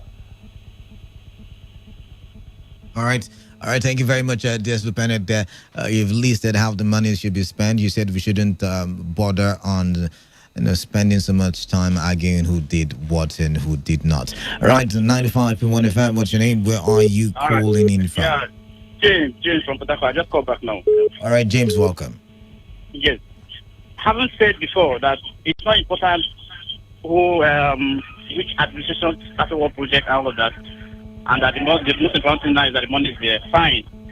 I rather want to advise or suggest to the government, how I feel the money should be used. All right. Yes, in my own opinion, I will advise that the money be invested in educational sector. And when I say educational sector, I'm limiting it this time now to secondary. Because I have seen very well that there are no secondary schools in Africa. The virtually every community go around the fact that they have shortage of secondary schools. I happened to visit one government secondary school some time ago, and I noticed that the crowd there was just so much, and that is because the secondary schools, the structures are not there. So I have to advise that the government should invest this money in building secondary schools across the state, in consideration of what the former administration did. That each time I have to raise a small association, if there's anything else for me to remember them, I remember the former administration for what they did in educational sector, building primary schools across the state. So if the present government can take off from the build secondary schools, instead of building secondary schools, employ teachers. That will go a long way to help. All right, thank you very much for calling in. This one's okay from previous shows. 95.1 FM. What's your name? Where are you calling in from? My name is Martin. All right, Martin. You're welcome, Martin. I'm calling from Ibechi. Go on. If suggestions made on things of 2019 election. If by the previous administrator or the former governor was saying RSSDA will cost 4 billion and 12 billion for 4 years, then such amount of money could train Rivers people. Then we know that human beings are developed. All right. Then if human beings are developed, at least in your local community, said under that place now is a danger zone. Can't even pass there. So these things are roads. The human beings that were developed by the past administrator in health, in agriculture, are still in them. All right, we got to go now. Thank you very much for calling in. Thank you very much and listening all the things you've listed. 95.1 FM. What's your name? Where are you calling in from? Kala da Kurubatubo. Good afternoon. Good afternoon to you. I'm calling you from Oyibo local government. All right, what's your name? OZ. OZ, all right. It's been a while. OZ, welcome. Hello? OZ, you there? Yeah, I can hear you. Yes. Quickly now, quickly. Kalasia, there is a problem we are having in Oyibo local government. All right. No security. Oyibo local government don't have security. But that's not what we're talking about. Oh, we lost you there. All right, this one says, let's see now. I read the text message. Let's take this call. 95.1 FM. What's your name? Where are you calling in from? Good afternoon. Yeah. All right then. Yes, I want to comment on the money that was released by federal government. Chris, I'm calling for Port Harcourt. You see, first and foremost, before we start talking about what we are going to do with the money and whatever, we must first and foremost trace the origin, how that money came. Because if you don't know the origin, you just have the origin. Why do you? They said for projects done on behalf of the federal government. So, is that not knowing the origin enough? Yes, that is what I want to hear. What I want to hear. So we will start by thanking the man who gave us that money. Okay. We will also thank the governor who did that particular project. All right. And also, that's where I have a problem. Why would you be thanking the particular governor? Why would you be thanking any governor in the first place? They were employed to do the work. Yeah, why we have to thank him is because of the services he rendered. He rendered services. He was elected to render services, and he rendered those services. So the satisfaction, not by propaganda, not by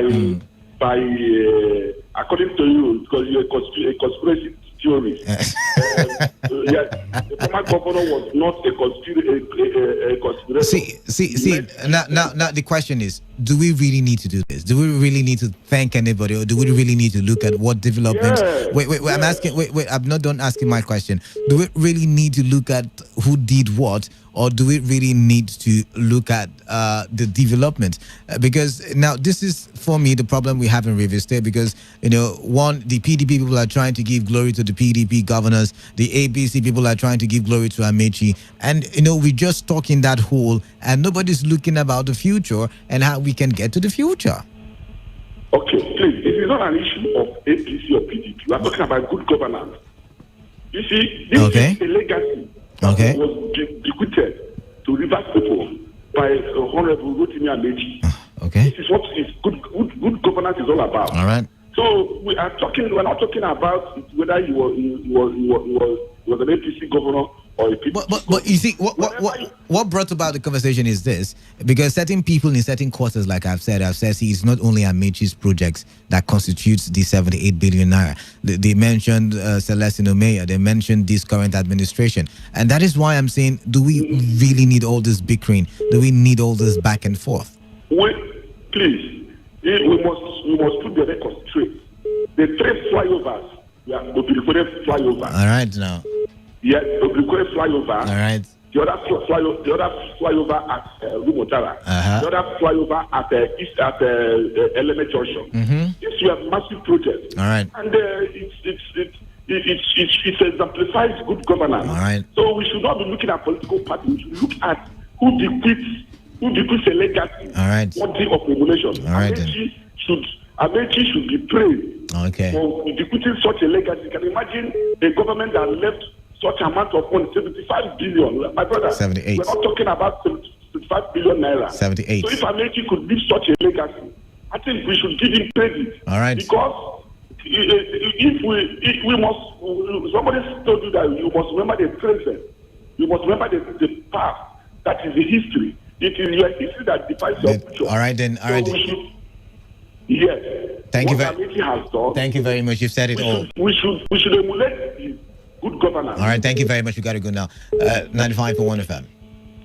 Yes, Kalada. I called back, Mr. Bright. There's something I want to correct. All right. In 2013, when Goodluck Jonathan wanted to mark his 2 years in office from 2011, he started a program he called Good Governance Store. Right. Labaran Mako was the Minister for Information then. He visited River State. It was not all about the flyovers. He rode from Airport Junction to the boundary between Rivers and Imo State. And there is a road, a federal road from Omrelu through Apani, down from Eche, down to Kenhi. That's a federal road. These were the period of time this money would have been paid. I mean, just hit him on the chest on that video. Please, my brother, you have seen what you have done for federal government. When you get to Abuja, tell them to balance us. We need our money to continue that projects. But do you know that government left so many uncompleted projects, and they were even quoting 108 billion as at then. If that money was released at that day, I get where you're coming from, but you see, the 108 billion you're talking about probably covers all those other projects you mentioned. But now for the 78, according to the executive council meeting, it was just for the 3 flyovers and Port Harcourt Road. The three flyovers are Eleme Junction, Ajib Junction, and Ajib Junction. No, Ajib Junction is interstate. Yes, Ajib Junction is federal road. It is not the Romodara. The Romodara was done by bulletin or deleted. I agree because of my profession in this state. I know which governor did what project in this state. No problem. Johnson Omega couldn't have done it in 6 months. He stayed. All right. There is no government. We gotta go now, Mr. Bright. We gotta go. The sports team are here in the studio and they want to take over the baton. All right. This is the Trio on Radio signing out. Bulu, Wealth, and Canada, and we're leaving you in the hands of Emeka Dena and Wisdom Obina. Do have yourself a wonderful time listening to Today 95.1 FM. Sorry I can't take your calls. I see the phone lines buzzing, but I gotta go.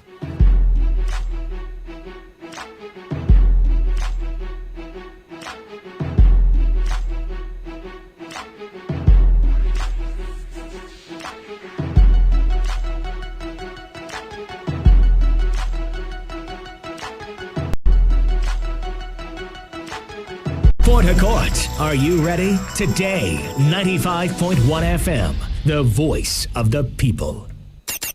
Sunshine or rain, through every terrain. Everywhere I turn, football, football. There's your fairy tale. So why not join in action, intrigues, excitement, and fun? Just doesn't get better than this. Many stars have continued to shine with every ace, every race, every break, and every other sports there is. Incredible stuff. On Today Sports Live, reaching you from your premium news, talk, and sports radio station, Today 95.1 FM Port Harcourt. That sounds like so much fun. Weekdays after the news at 3. It's interactive, it's engaging, and don't forget, your voice is priority.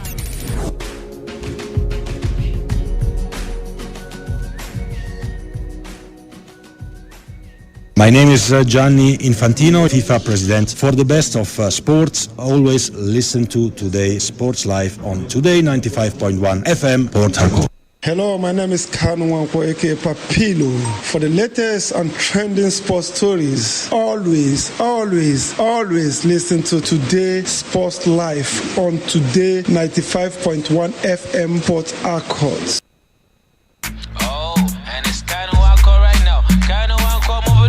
Central midfield. Oh no, Kanu Wako crosses over to Jejo Koja and it's a goal! What is this magic? I need that magic. Updates, yeah.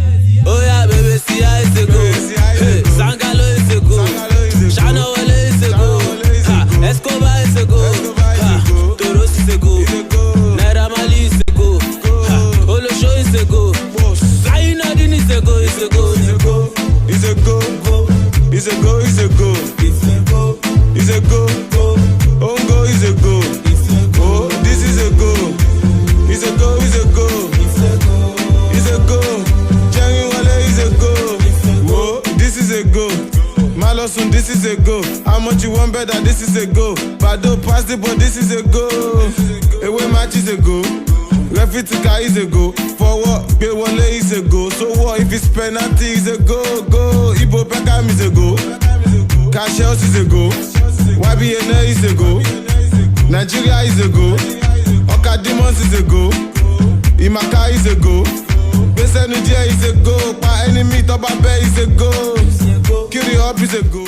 A very good afternoon to you all out there. Welcome to today's Sports Live on your premium news talk and sports radio station. Today 95.1 FM right here in the Garden City of Port Harcourt. Mecca Dena is my name. The Superman Wisdom Obina is also signed up for this one. Superman, good afternoon to you. Welcome to the show. Good afternoon to you, Emeka. Good afternoon to you listening to us. It's always a pleasure to be here. Every single day, one or two things pop up in sports that really pushes us to the next level. I mean, looking at the times now and the fact that we've not had some of those events. One of them is boxing. And me and Emeka, we can't wait to see those big fights return. And of course, the guys who are doing the business are doing some talking behind the scenes. I don't know, you know what I mean? In our time of late, I don't know of any bout that is bigger than Tyson Fury coming up against Anthony Joshua for the undisputed championship heavyweight title of the world. It's the biggest, Emeka. Looking at the fact that they've not come up against each other and the number of belts involved. Whoever wins that fight unifies exactly, you become the undisputed heavyweight champion. The last time we saw that was over a decade ago. Lennox Lewis, also a Briton, in this case, and we are looking at the possibility of these two heavyweights coming up against each other. Well, the camp of Tyson Fury says it won't be difficult to make that fight happen. His promoter, he has two promoters, one in the US, one in the UK. The one in the UK, even the one in the US, they are both talking, Bob Arum and Frank Warren. They say the fight will be done, it could be done in a day. It's just a question of Joshua's camp, bringing the right offer, as it were. Well, Emeka, it's very possible. We all know what is at stake, in terms of these guys have different opponents already lined up before this time. But in sports, especially this type where money is I won't say root of all evil, but the reason why most of them do it's all about money. You can always pay any Dick or Harry to actually stay out while you actually host the fight you want. But there are a lot of issues surrounding this one, Emeka, and we hope to see it happen as early as possible. I don't know how early that might be, but the talks and everything behind it shows that these guys are willing to get it done. Good thing for the Brits. It's in their hands now, and anybody that wins will definitely still be a Briton. All right, that's one of the issues we'll be looking at on the show this afternoon. Boxing. We are at the camp of Tyson Fury. Say it won't be difficult to make that big fight against Anthony Joshua happen. And of course, we'll be looking at that one. In football, Gernot Rohr says he won't beg any player to represent Nigeria, no matter how good they are. Now, what do you think about that one? Shouldn't Rohr and the NFL be begging quality players with Nigerian descent to play for the Super Eagles? That's me thinking aloud here. But also on football, Odion Ighalo is already dreaming of trophies at Manchester United after extending his loan spell at Old Trafford. He says he wants to help the Red Devils win the FA Cup, the Europa League, and also qualify for the Champions League. Can United achieve all these with Ighalo in the mix as well? All right, we want to hear from you when the time comes. The show is very interactive. You know that already. You can be part of the discussion. All you need to do is to send us messages via text or WhatsApp to 070-1933-9962. That's 070-1933-9962 for your messages via text or WhatsApp. Superman is here as well. His handle is at wisdom_OB. At wisdom_OB. We'll read your tweets in due time, and later we'll throw the phone lines wide open for you to have your say. Don't go anywhere. Show will be right back after this timeout.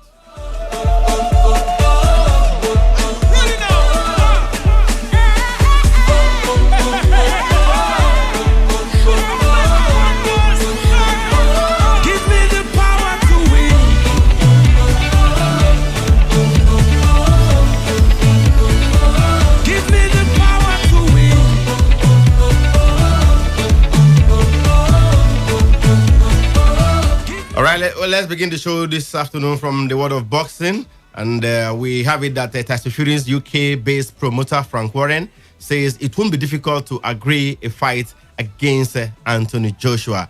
WBC heavyweight champion Fury and IBF, WBA and WBO king Joshua both hold every major belt between them, and Warren is in ongoing talks with the promoter Eddie Hearn, who manages Anthony Joshua, to stage a fight that will crown the undisputed champion of boxing's glamour division.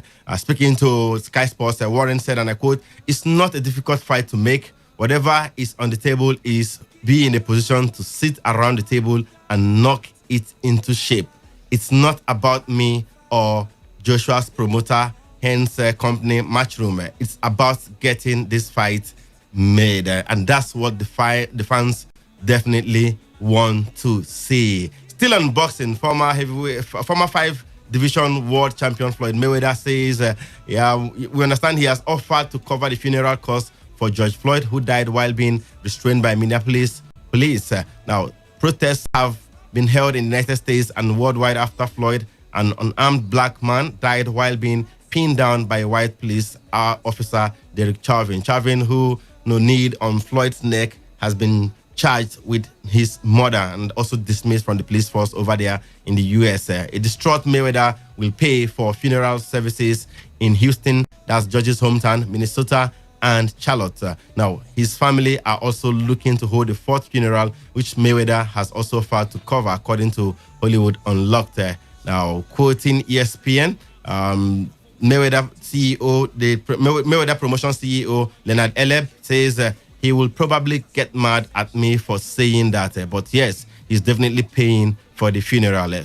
Superman, the thing about Mayweather is that some of these things he doesn't even announce it. We know he lives a very flamboyant life. He's very rich. But when it comes to humanitarian services like this, no, he doesn't even want people to know about it. He doesn't speak about it. He just does it secretly, as it were.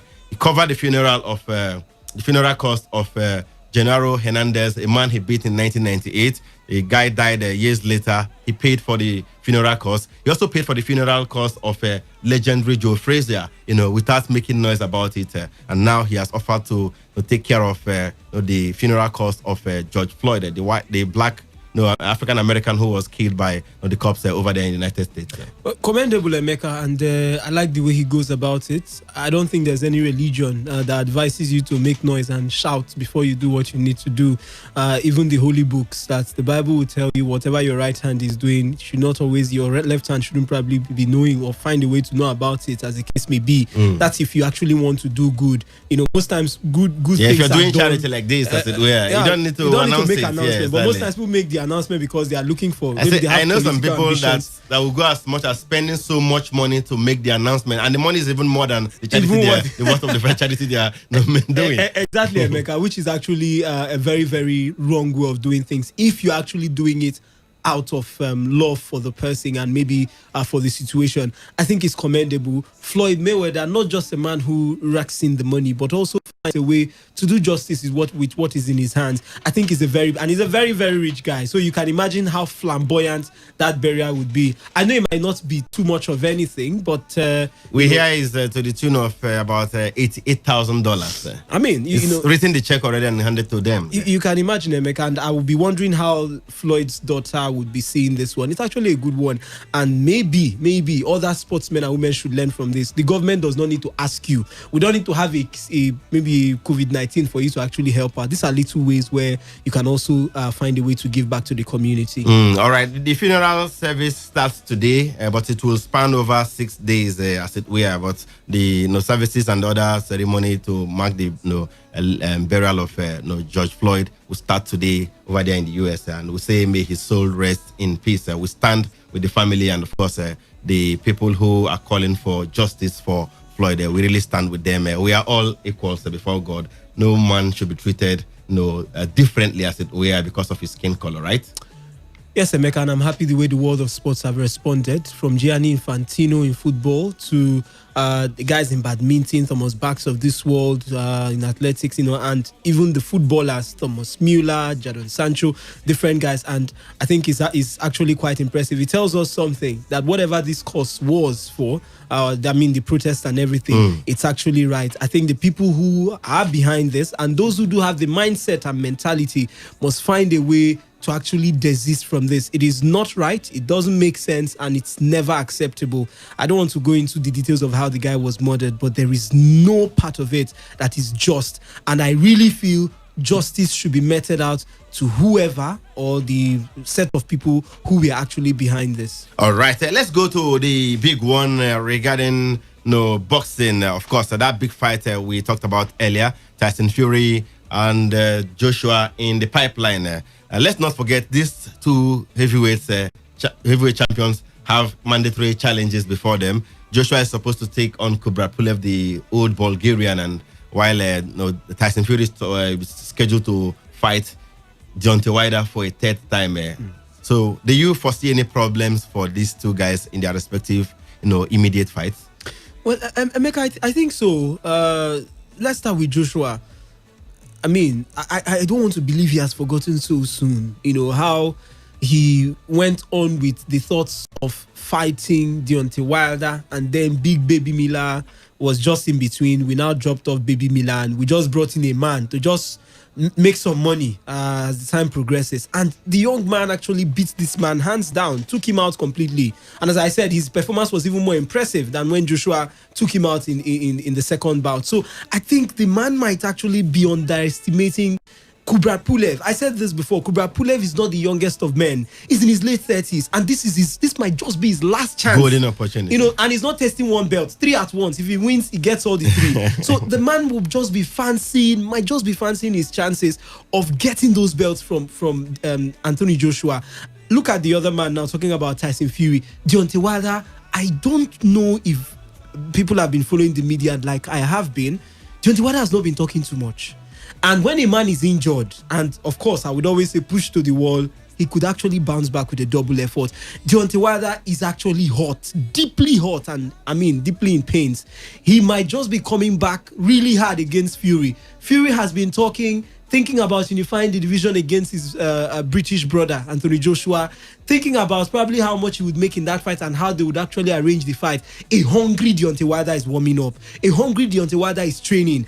And if any of them manages to beat either Anthony Joshua or Tyson Fury, it changes the dynamics completely. Yeah, that's the question I'm asking you now. Do you see any of them upsetting the fighters we're expecting to come up against each other? I think Deontay Wilder has a chance to actually upset Tyson Fury. Meaning we might not see Joshua face Fury. We might not see Joshua face Fury if that happens. At least not in the short term. All right, but let's say they eventually win. Fury beats Deontay Wilder again. Joshua takes out Kubrat Pulev. Do you think it will be easy to make that fight come to fruition? That mouth-watering heavyweight blockbuster encounter between the two.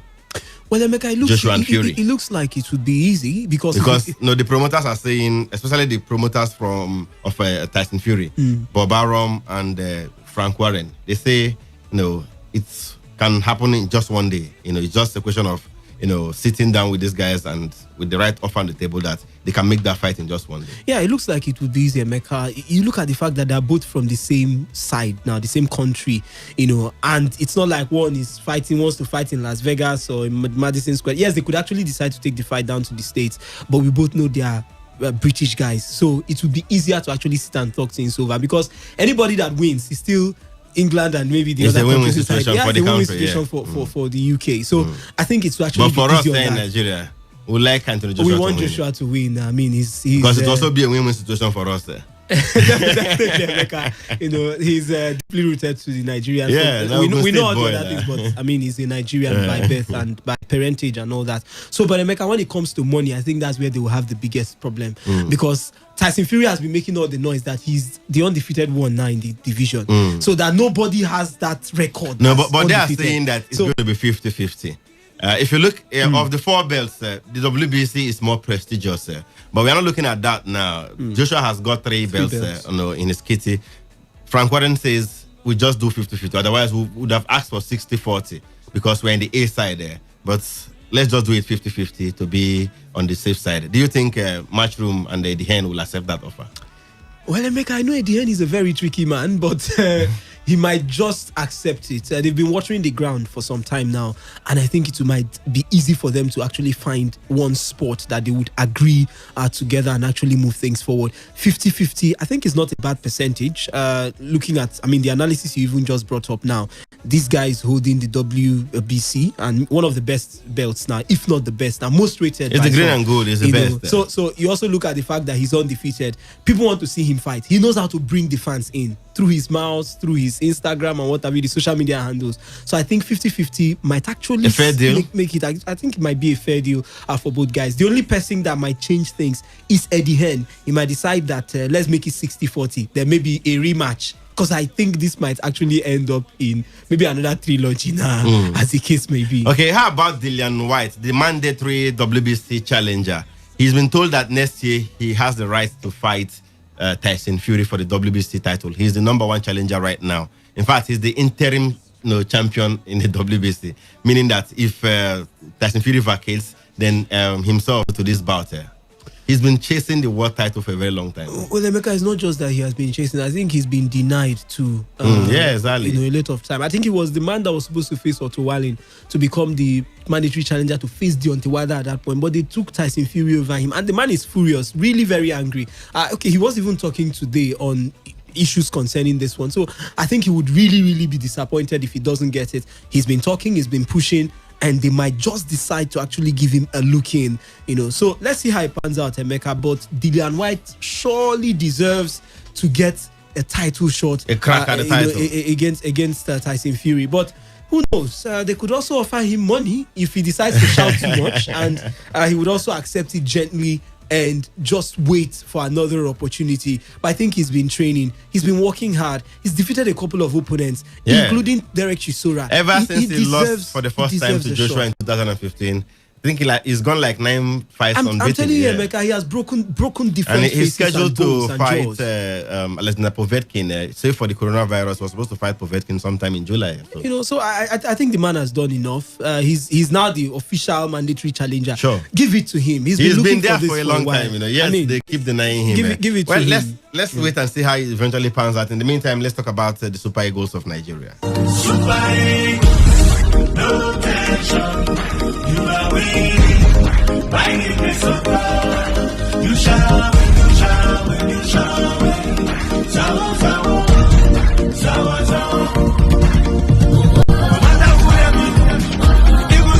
All right, Super Eagles coach Gernot Ross says he will not beg any player to switch allegiance and represent Nigeria. Since taking over the Eagles in 2016, Ross has brought in players with Nigerian descent into the team, such as Tyrone Ebuehi, Brian Idowu, Joao Ribo, Maduka Okoye, and recently Cyril Dessas, as well as Kingsley Ehizibue. Others in the Bundesliga like Felix Uduakai, Jordan Torunarega, and Kevin Akpoguma are all eligible to represent Nigeria after playing for Germany at youth level. However, the Franco-German tactician says these players would have to decide to feature for Nigeria before they can come into the team. At first, I want to tell you that I never pick any player to play for Nigeria. This decision must be done by the players themselves. Like we had Cyril Dessers, who was in our last list. You read this one, who played already for another country, the young, and he wants to come with us. So I meet him, I speak with him, I saw his matches, and then I can invite him. But the players who actually in Germany you spoke about, the Story Moruga, this Udo Okai, this one, they play already for Germany under 23. So especially Udo Okai is qualified for the Olympics. So Felix wants to do the Olympics with Germany. I can understand it. And it's not so easy. You cannot choose the players, the best one, if they played already for other countries. They must give us a sign to come to Nigeria. I meet them. Akpoguma also from Hoffenheim. I meet him. I met his parents. We spoke about it. His father is Nigerian. They must give us a sign to come. We are here. We show them that the door is open. And if they want to do the World Cup or the AFCON with us, they are welcome. But they must be themselves decided to come with us. We never beg them to come. Super Eagles, no tension. You are winning. Riding this up, you shall win, you shall win, you shall win. All right, heard it from the man himself again, not raw. He says he will not beg any of these players to come and play for Nigeria. If you like, the Eberechieze, Chidera, Ejuke, whatever your name is, with Nigerian descent over there abroad, he will not beg you. No matter how good you are, he is not going to beg you to come and play for Nigeria. But is that really the case? We've seen NFF President Amaju Pinnick go to beg Tammy Abraham to play for Nigeria, and the man turned us down and said, yeah, that's just by the way. But Superman, Keonot Raw says he will not be begging any of these players. Should the NFF or Raw beg these players to play for Nigeria? I think it's very wrong, and with the number of people we have in this country and intending footballers and already made footballers, and even those we have in the diaspora already willing to play for Nigeria, I think it would be totally out of place to beg and try like we always do to convince these players. You can always put it out to them. I don't see anything wrong with that. If you think the young man is good, I can tell him, Joe Aribo, we are open. You could actually come to join us. He said, no, I'm not interested. No need of going to meet the father, going to meet the mother, call the uncle. So no. It's not necessary. The commitment. It's not necessary, because I look at the fact that most times when these players would come in, they will not give in the 100% because they know for sure that you have to cajole them. As a matter of fact, you make them juicy offers. We will never bench you. You will always be playing. All those kind of things. So I really think with the number of players we have in this country, the youngsters who want to... I've seen Ovie Ejaria. I think we have an Ovie Ejaria in this country, other than the one we have right there in the championship. We have a Kevin Akpoguma. We have not just put our heads and eyes down to actually look for them. So I think we should move on from this. I've seen countries in Africa do this thing time and time and again. You can put it out, as I said. You can put it out to the player, Didier Drogba, come and play for Ivory Coast. Alex will come play for Nigeria. Let the young man decide. Let him just know that there is an opportunity, for him down here. But don't go and overdo it, because when you overdo it most times, the players come in, you use a lot of things to convince them, and when they come in, you have to actually give it to them. With all due respect to Genotro, I think Joe Aribo was told he'll be given the number 10 jersey and probably play every time. I know I'm just speculating. He didn't tell me that, but that's what I think. The young man came in, immediately the number 10 jersey, just a speculation. I first should have gone to Iwobi, went to and all that. So we should actually, I'm not saying he's a bad player or anything, but we should actually move on from here. Place it in front of the player. Tell him there's an opportunity, and if you play for Nigeria, the players understand. If I play for Nigeria placing today, it in front of the players, it's not like going to even beg them. No, Emeka. They should indicate interest first, don't you think so? Well, Emeka, we have not gotten to that level, I would say, but you can actually just say, hello, Vie. You can play for Nigeria. We can actually call you if you're interested in playing for us. I'm about naming my next on that 23-man list. Are you interested in joining us? Say, no, my options are still open. Leave him. Don't. The president will now go and try to convince him. You now call the mother, call the father. I've seen parents that will now tell you, please, it's left for the boy to decide. Exactly. We have advised him. At some point, after discussing with Tammy Abraham's father, Amaju Pinnick said, the coast is clear. Tammy Abraham is willing to commit. And you've spoken with his father. With Exactly. Say they were childhood friends in Warri those days and all that. But at the end of the day, the rest is history. But what if some of these players are very good and they're capable of adding value to the senior national team? Will it be out of place to go beg them come and play for us, especially when they are not being considered in the other countries, maybe like Germany, Netherlands, England, what have you? Well, Emeka, I still think they should just put it to them. I look at countries who have, the established countries, they actually poach players. So let's not argue. Diego Costa would have probably played for Brazil or something, but Spain just took advantage and say, you can play for us, But if the young man has said, I don't want to play for you, I want to play for Brazil. Times we outnumber, players have also made such. The country would leave you, no problems. Go ahead, play for whoever you want to play for. But we can actually put it out to them and say, okay, as I said, a nice way to put it is, I am putting out the next list in the next 7 days. If you're interested in joining us, please, the opportunity is there for you. You can actually I'll put your name on the list. The player who has not been tested, in friendlies, will just walk into your 23-man list for a tournament that? No, it could be a friendly. Every friendly usually has a list too. Okay. So you could actually say, for this friendly, we'll put your name in the list. I mean, I'm not saying you should put him in a tournament, but I've seen that happen before anyway. But I'm just saying, maybe for the friendly or whatever it is, just say, okay, guy, there's an opportunity here and we can put your name. Are you interested? Leave it to the player. Don't press and try to force him. You will call his line, he will not pick your call. You will press through until the young man will say, let me just, like this young man, Iberichi Eze, that's probably my joint Tottenham maybe in the summer. In the transfer window. What that young man, I think, is waiting for is, let me see if England will call me.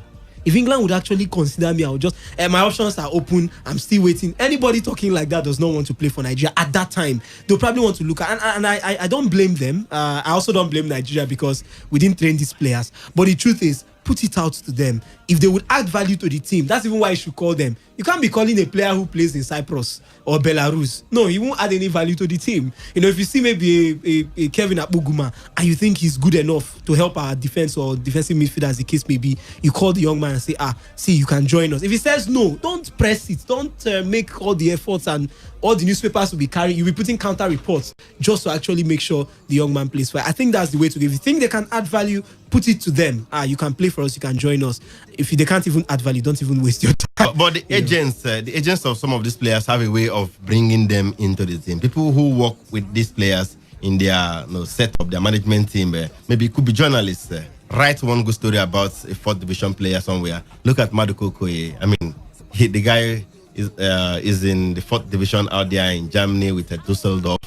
But he's one of the goalkeepers who usually consider these days in terms of invitation and what have you. And he has been capped by Nigeria in that friendly against Brazil after Uzoho was injured. 4th division, we hear it has to do with some journalists, agents. Our friend, let me never mention his name, was behind this one and what have you. And somehow, if you're under pressure like that, and when you go back to the issue we talked about last time about coaches taking bribes and what have you, these agents offer some of these coaches bribes to play some of these guys, bring them to come and play and all that. Well, very true, Emeka. The last are very, very true. Agents do a lot of things. I could imagine the under 23 list of Fimama, and I'm sure maybe 1 or 2 agents to probably put some strings in that one. We wait for that book. One or two. Wait for that book, Emeka. The 1 or 2 agents and 1 or 2 senior men. I can't wait for Imama Mapakawa's book. But I hope it captures what happened in Egypt. Exactly, very important. In that book, it will help us going forward. But Emeka, as a player, I will not blame you if you decide to brand and market yourself. I've seen Chubakbom came. He went on BBC, carried the report. Okay, he wants to play for Nigeria. He has switched allegiance to them. We already knew he was not going to play for England. Yeah, exactly. He was rejected in England. Yes, but he just wanted to put himself out there. Push it so that you have 10 renowned journalists that decide to. I don't have issues with that. It's called branding and marketing. You can market a story in as much as you have quality. Now Chelsea to buy him, but they didn't see him. It took Lille a lot of time to actually consider him. So you can see a player that is that good, yes, and you feel he can fit into your setup and you bring him in. But I am against pushing it down their throats, and I'm against agents trying to use money to find a way to push their players into the team. All right, let's look at some of the players in diaspora Raw eventually brought to the team at some point, even though some of them are no longer part of the team as it stands. Tyrone Ebuehi, Brian Idowu, Maduka Okoye, Joao Rebo, and recently Cyril Dessas, as well as Kingsley Hizibwe, who both of them haven't played for the Eagles yet. They would have played some, maybe, if not for the coronavirus pandemic. Nigeria was supposed to play against Sierra Leone in the 2021 AFCON qualifiers 3 months ago, but those matches didn't hold because of the pandemic. What have these guys brought to the table? And we're also looking at some other players out there, especially in Germany, Felix Uduakai, Jordan Toru Narega, and of course Kevin Akpoguma. What do you think these guys will equally bring if they are to switch allegiance to Nigeria? Well, Emeka, I must say, we as a country, we have seen 1 or 2 brilliant players coming through this foreign escapades. Joe Aribo for me is a brilliant player. Forget the comparisons, a young player too. But you look at the others. Tyrone Ebuehi, I think he was a fine player. The injuries actually robbed him of a place with the national team in most of the tournaments that year. But brilliant young star coming in from the right back position, or even at times could switch to the other side. Fine player if you ask me. I have seen Alex Iwobi. Originally probably would have not played for Nigeria, but he has come into the team. He has done well enough. Now you look at the guys going forward, the other new boys now to come, maybe the Kingsley Easy Boys of this world, Cyril Dessas. I think Dessas will add a lot of things to the Super Eagles. Joint highest scorer in the Eredivisie last season. Exactly, Emeka, and he brings a different thing, than what Osimhen is bringing. Osimhen is a stubborn physical striker, but we know Osimhen does not have the width now in terms of the body size and all that. He doesn't have that bulky nature we saw in Daniel Amokachi and the others. He's still young anyway. Dessas is more of a bigger striker, could actually give us options in that front. And maybe if we decide to play a two-man attack, you can actually see this one helping out the other.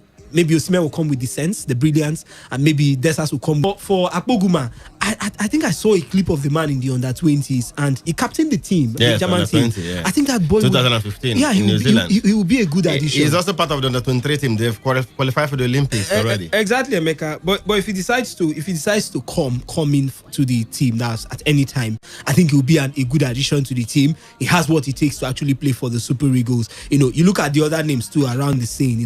Torunariga and the others. I think if they come in, they can actually play. The players who are even being mentioned, the Berechis of this world and the Ovie Ejara, they're doing something good. If they're not doing anything, nobody will mention them. Nobody will call your name because we have other players who are in this. I'm thinking by the time we bring in all these players, who will make way for them? Because you can only go to a tournament with 23 players. Even when you're inviting 23 or 24 to a training camp and what have you. Then it means a lot of players will make way if we are to consider a lot of these guys. But the big talking point is that Gernot Rohr says he will not beg any of these players to come over to Nigeria. Those of them who have Nigerian parentage but somehow played for countries like Germany, Netherlands, and England, and what have you at youth level that wants to play for Nigeria, that he will not go begging them. Is that the right move? We want to hear from you guys this afternoon. Earlier we talked about boxing, Tyson Fury and Anthony Joshua. We are looking forward to that one come next year. And the promoter of Tyson Fury says that fight could happen in one day. They can arrange that fight in just one day, provided the offer is right here. And we are asking if you think that fight will eventually see the light of the day, maybe sometime next year. We've looked at the various intrigues there, the various permutations, what could hinder it and what have you. It's time now to hear from you. 0817 0000951 0817 0000951. You can also reach us on the other number. That's 0810 9510 951. Hello.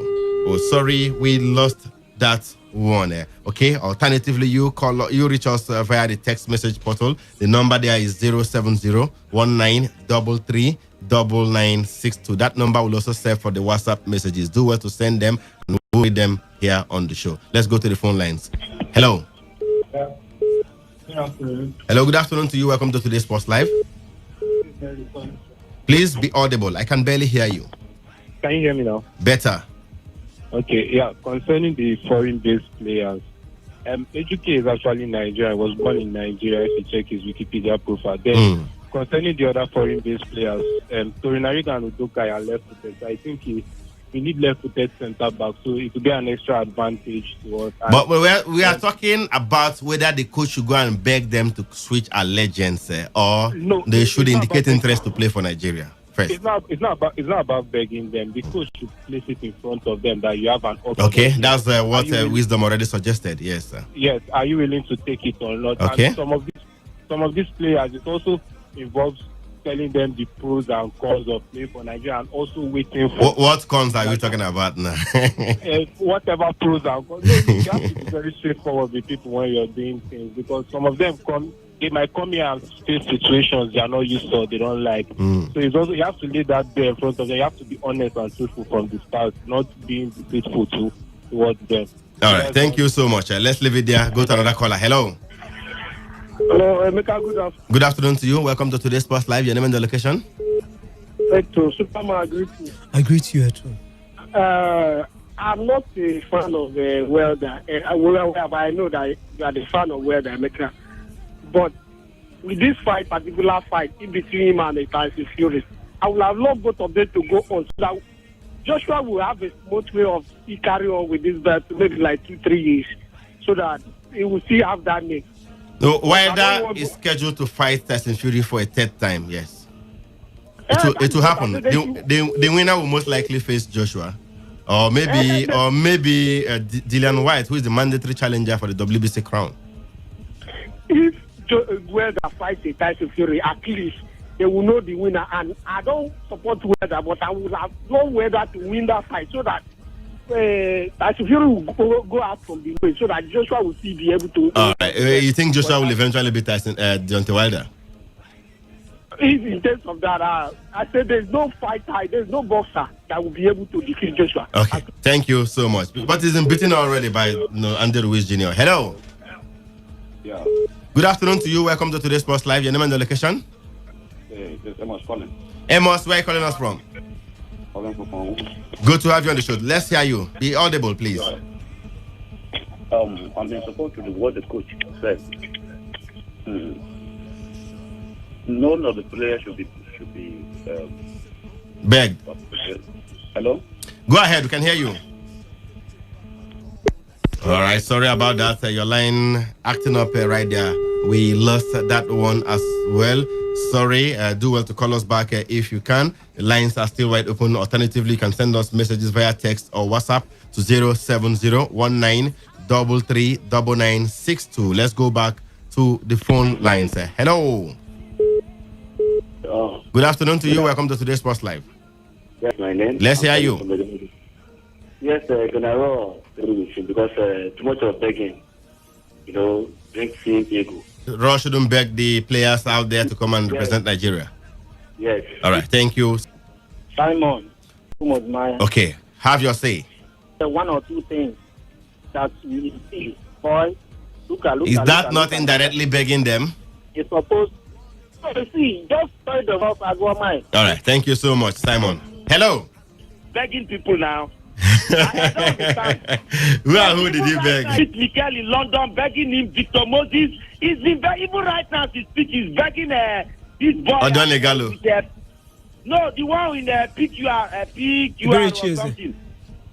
Yes, that boy. You understand? It's not Rod that is begging. It's Pinnick that's been begging some of these guys there. No, Pinnick is begging. They're not begging money. Even the interview he had with Colin Udo, he said he's hoping to get talk to some players in Germany that are from Nigeria to come and play for us. So I don't know what he's saying. Didn't you listen to the interview? Play the interview here now. He said he will not beg them. No, see. He wants to like Germany now. There are some players. Yes, he mentioned all those players, Uduaka, Akpoguma, and the likes. Good. Good. So he's the one that is going self and Pinnick. They are the ones going to beg on. No. There's something like talking to a player. There's nothing like begging a player. You understand? Begging is different from talking to a player. No, see. Trying to just convince the person to come and play. You might not necessarily beg the person there. No, see, understand something. There are some players, like when they said they will not play, like Ojo Igalo.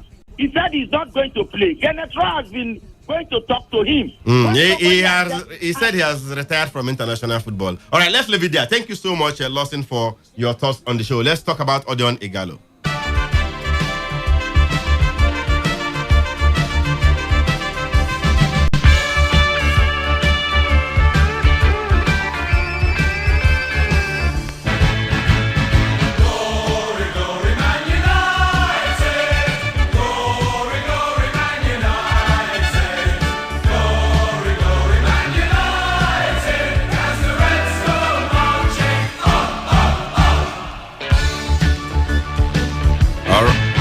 All right, before we go to the story of Odion Igalo, let's quickly take some messages via the WhatsApp portals and, of course, maybe the text message as well. From WhatsApp, the sports gang, good afternoon. Genotro should not beg any player because when you beg them, they will will rise. Okay, the ego would rise, I'm sure he means. Finally, if they come, you will start seeing the below average performance from such players. They should show their readiness to play for the national team. Up Arsenal FC, Charles sending in that one. This one says, everyone poached players. Even Messi have represented Spain. No. Not at any level. We should try to get good players in diaspora to join us. Begging, I wouldn't mind if the player have the talent of Messi. Imagine Drogba and Diop not representing Ivory Coast and Senegal. This one is asking about Henry Onyekuru. Okay, he's still in Galatasaray, but we hear Olympiacos might just be getting his services. And from the message portal, this one says, make Igalo, okay, sure, he's talking about Igalo. Make Igalo continue to the dream. Thank God him they play for Theatre of Dreams. Obina from Alo. All right, John Igalo says he wants to help Manchester United win the Europa League, the FA Cup, and also qualify for the Champions League next season following the extension of his loan deal at Old Trafford. The United enjoy a comfortable 5-0 first leg advantage against Austrian side LASK in the Europa League and are built to face Norwich City in the quarterfinals of the FA Cup later this month. Igalo, who recently signed an extension to his loan spell at Man United till 31st January 2021, is hopeful the Red Devils will achieve their dreams this season. I'm really happy. It's a dream for me again. So I'm buzzing and ready to go. We are fighting for 2 cups now, the Europa Cup and the FA Cup, which we want to fight to get to the final and to win it, which is possible, and for us to end in the top 4 to qualify for Champions League, which has been the aim of the manager, the fans, and everybody in the club till today. This is what we want to achieve, and I'm part of that goal to achieve that. So I'm working towards that with the team and everybody along the club. And on his Man United extension, Igalo maintains it is an unforgettable experience. Pretty great, because this is some moment I thought would never happen in my lifetime, and seeing it happen is different feelings, It's very difficult for me to explain the feelings inside, but I just want to say it's great, and it's the moment I'm going to cherish all the days of my life. All right, what a moment. Ajegunle boy playing for Manchester United from grass to grace. Amazing. Living his dream. As a child, he supported Manchester United. Today, he's playing for Manchester United. At least he will be there for 1 full year, That's 1 full year, right? They sign players and sell them after 6 months. But of course, he did so well that they had to extend his loan spell right there. But let's look at those dreams of Igalo and United. They say they want to win the Europa League. I'm looking at the Europa League. The likes of Roma, Basel, Inter, Bayer Leverkusen are still in the competition. What are the chances of United, winning the Europa League this season? They already won it under Jose Mourinho, right? Yeah. They do have a chance. Any team that's still in the competition, of course, does have a chance of winning the Europa League. The Europa League is not something where we see regular winners outside the particular Spanish team, Sevilla, and maybe the other guys like Atletico. We know that you can see different winners every season. So the United side, they do have a chance to actually pick it up. But look at the other guys in the mix. Inter Milan, a very angry side at this moment. I'm saying angry because the star-studded side, they have some of the biggest names, including former Manchester United players, Lukaku, for the and team. Sanchez and Exactly, Emeka. So Young too is quality there. Yeah, Ashley Young too is there. They do have a very, very brilliant side under Antonio Conte, and they might just be pushing themselves to the latter stages of the competition. Roma themselves are no pushovers when it comes to the Europa League. Yes, they might not be the most brilliant of sides in the Italian Serie A, but when it comes to that Europa League or even Europe, most of these Italians aside tend to change their skin, at least for the tournament. So I do believe it's going to be a very, very tough one, but it's good to actually dream about it. It is possible, very, very possible for Man United to win the Europa League again, and it will be very, very good for Odion Igalo. All right, looking at the FA Cup, they're in the quarterfinals. They faced Norwich in the last 8 right there, but Arsenal are still in the competition. Chelsea, Manchester City as well. I think this should be difficult for them to win, right? Well, Emeka, outside Manchester City, with all due respect to the other sides, I think Manchester United with Rashford, Igalo, all back in the team, Paul Pogba also back, Bruno Fernandes in the middle, I think it's going to be a hard nut for any of these other teams to crack. Arsenal, with all due respect to them, they've done well a bit this season, but not well enough. Leicester City are good, but we know how they struggle, especially when they come up against some of the big sides in England. Chelsea themselves are struggling with a very, very poor forward line. they've scored the poorest number of goals now, combined number.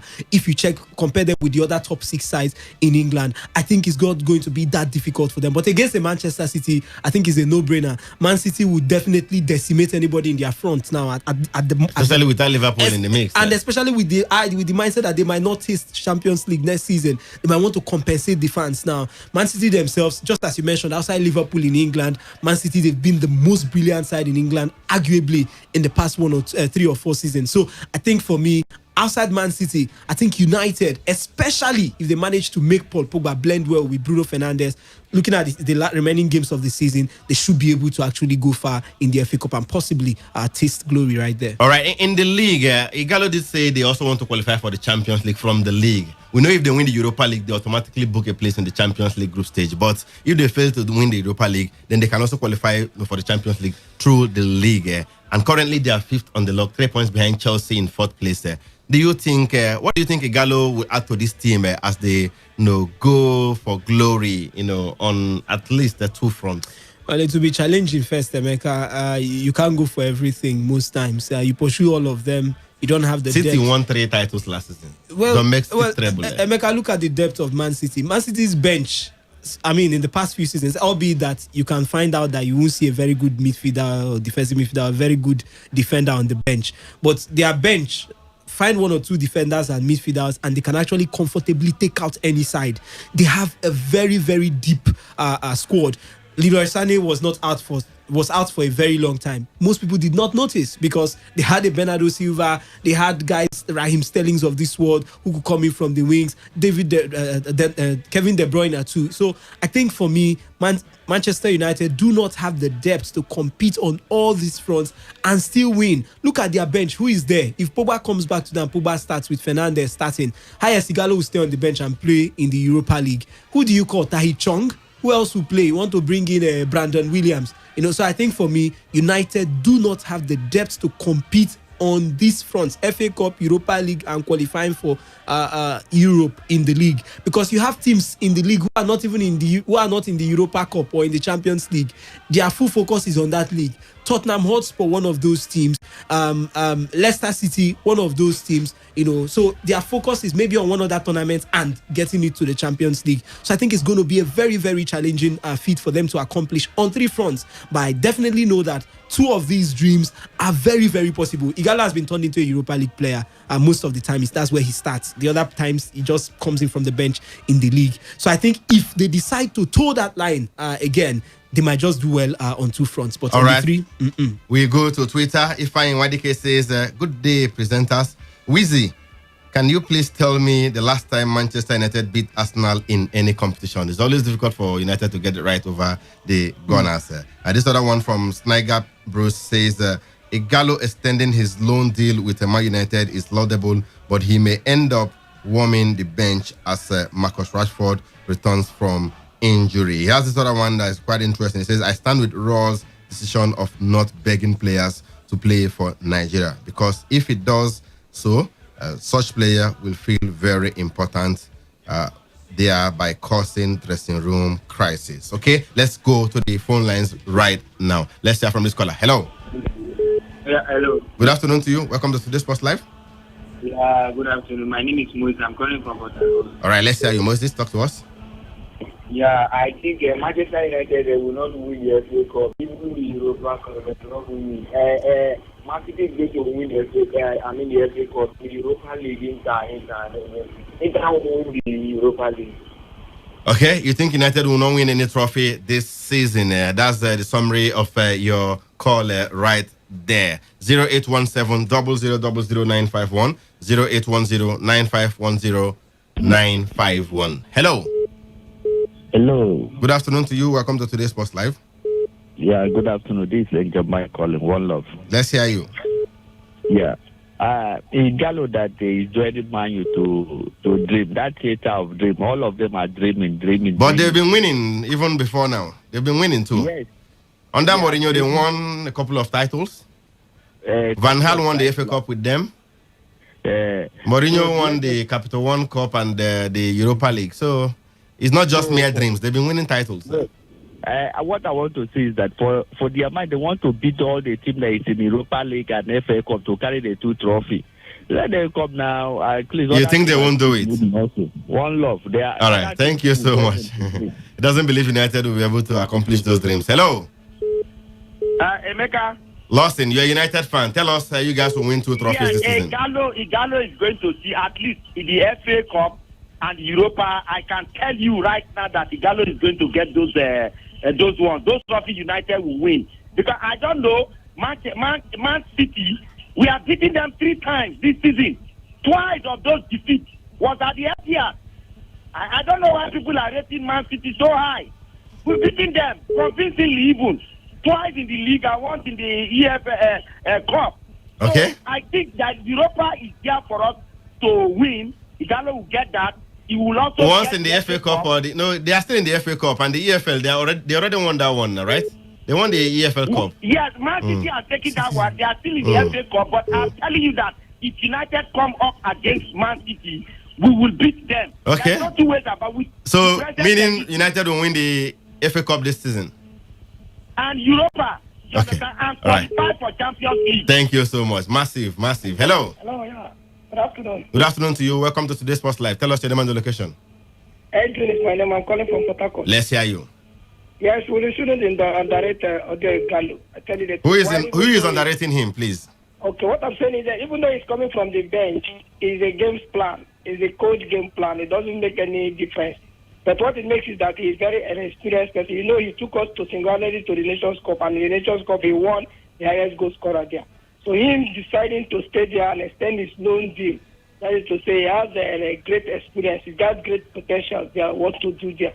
And all right, sorry about that. Thank you so much for your thoughts right there. Let's go to the text message portal and we have messages coming through. Superman. Good day, guys. Players shouldn't be begged to play for their country. In Nigeria, the clarion call is not a force. I diligently served Nigeria during NYC. Lambo from Mozoba. They should not beg any player to come play for the Super Eagles. Rather, tell them if they want to come, they should come. Igalo should dream.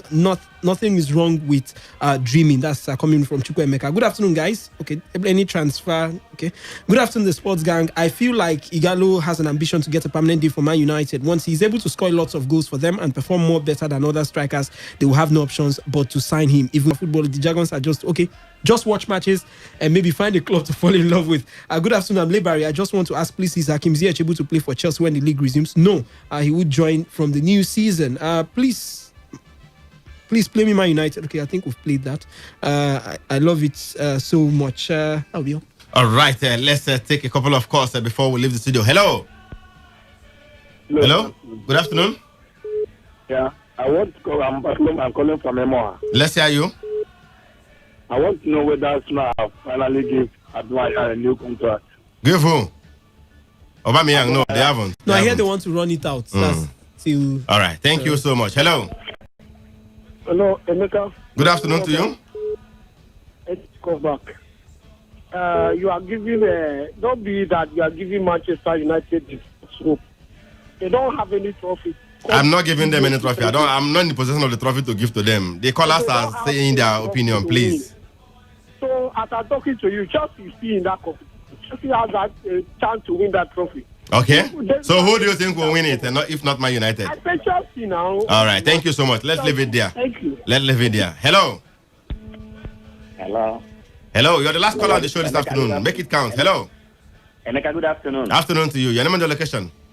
Yeah, Chooks from Rumokuta. Good to have you on the show. Talk to us. Yeah, Man U win under Morigo, Europa under Morigo. Yes, they did. They beat Ajax in the final. Yeah, after losing, before they play Europa, they lost their second to the last match to West Brom. West Brom go relegation. Then the same thing that is happening now. Man U lose, I think their second to the last match for league last season. So Cardiff go relegation, which means Man U will still play finals for Europa. Mark it from today. And they will win it, right? Yes. All right. Thank you so much. I've marked it. When the time comes, I will remind you. Thank you for being a part of the show this afternoon. Many thanks to Superman as well. Meka Dennis, my name will be back same time tomorrow for yet another exciting edition of the show. Do well to join us for that one, and also join us in the morning, 7:30 a.m. for Sports Attack. Until then, have yourselves a wonderful evening out there and keep it locked on this dial. Today, 95.1 FM, the voice of the people. Morakosi.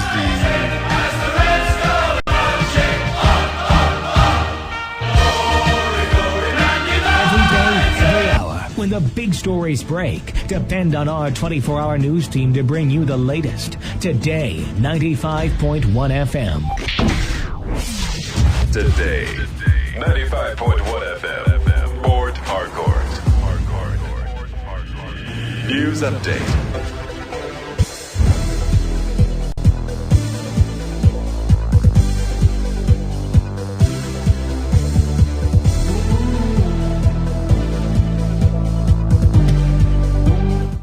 Good afternoon. Here is the news update at 4 p.m. and today 95.1 FM. I am Kalada Korubatubo, a real estate agent and a student of Babcock University. God knows Adolf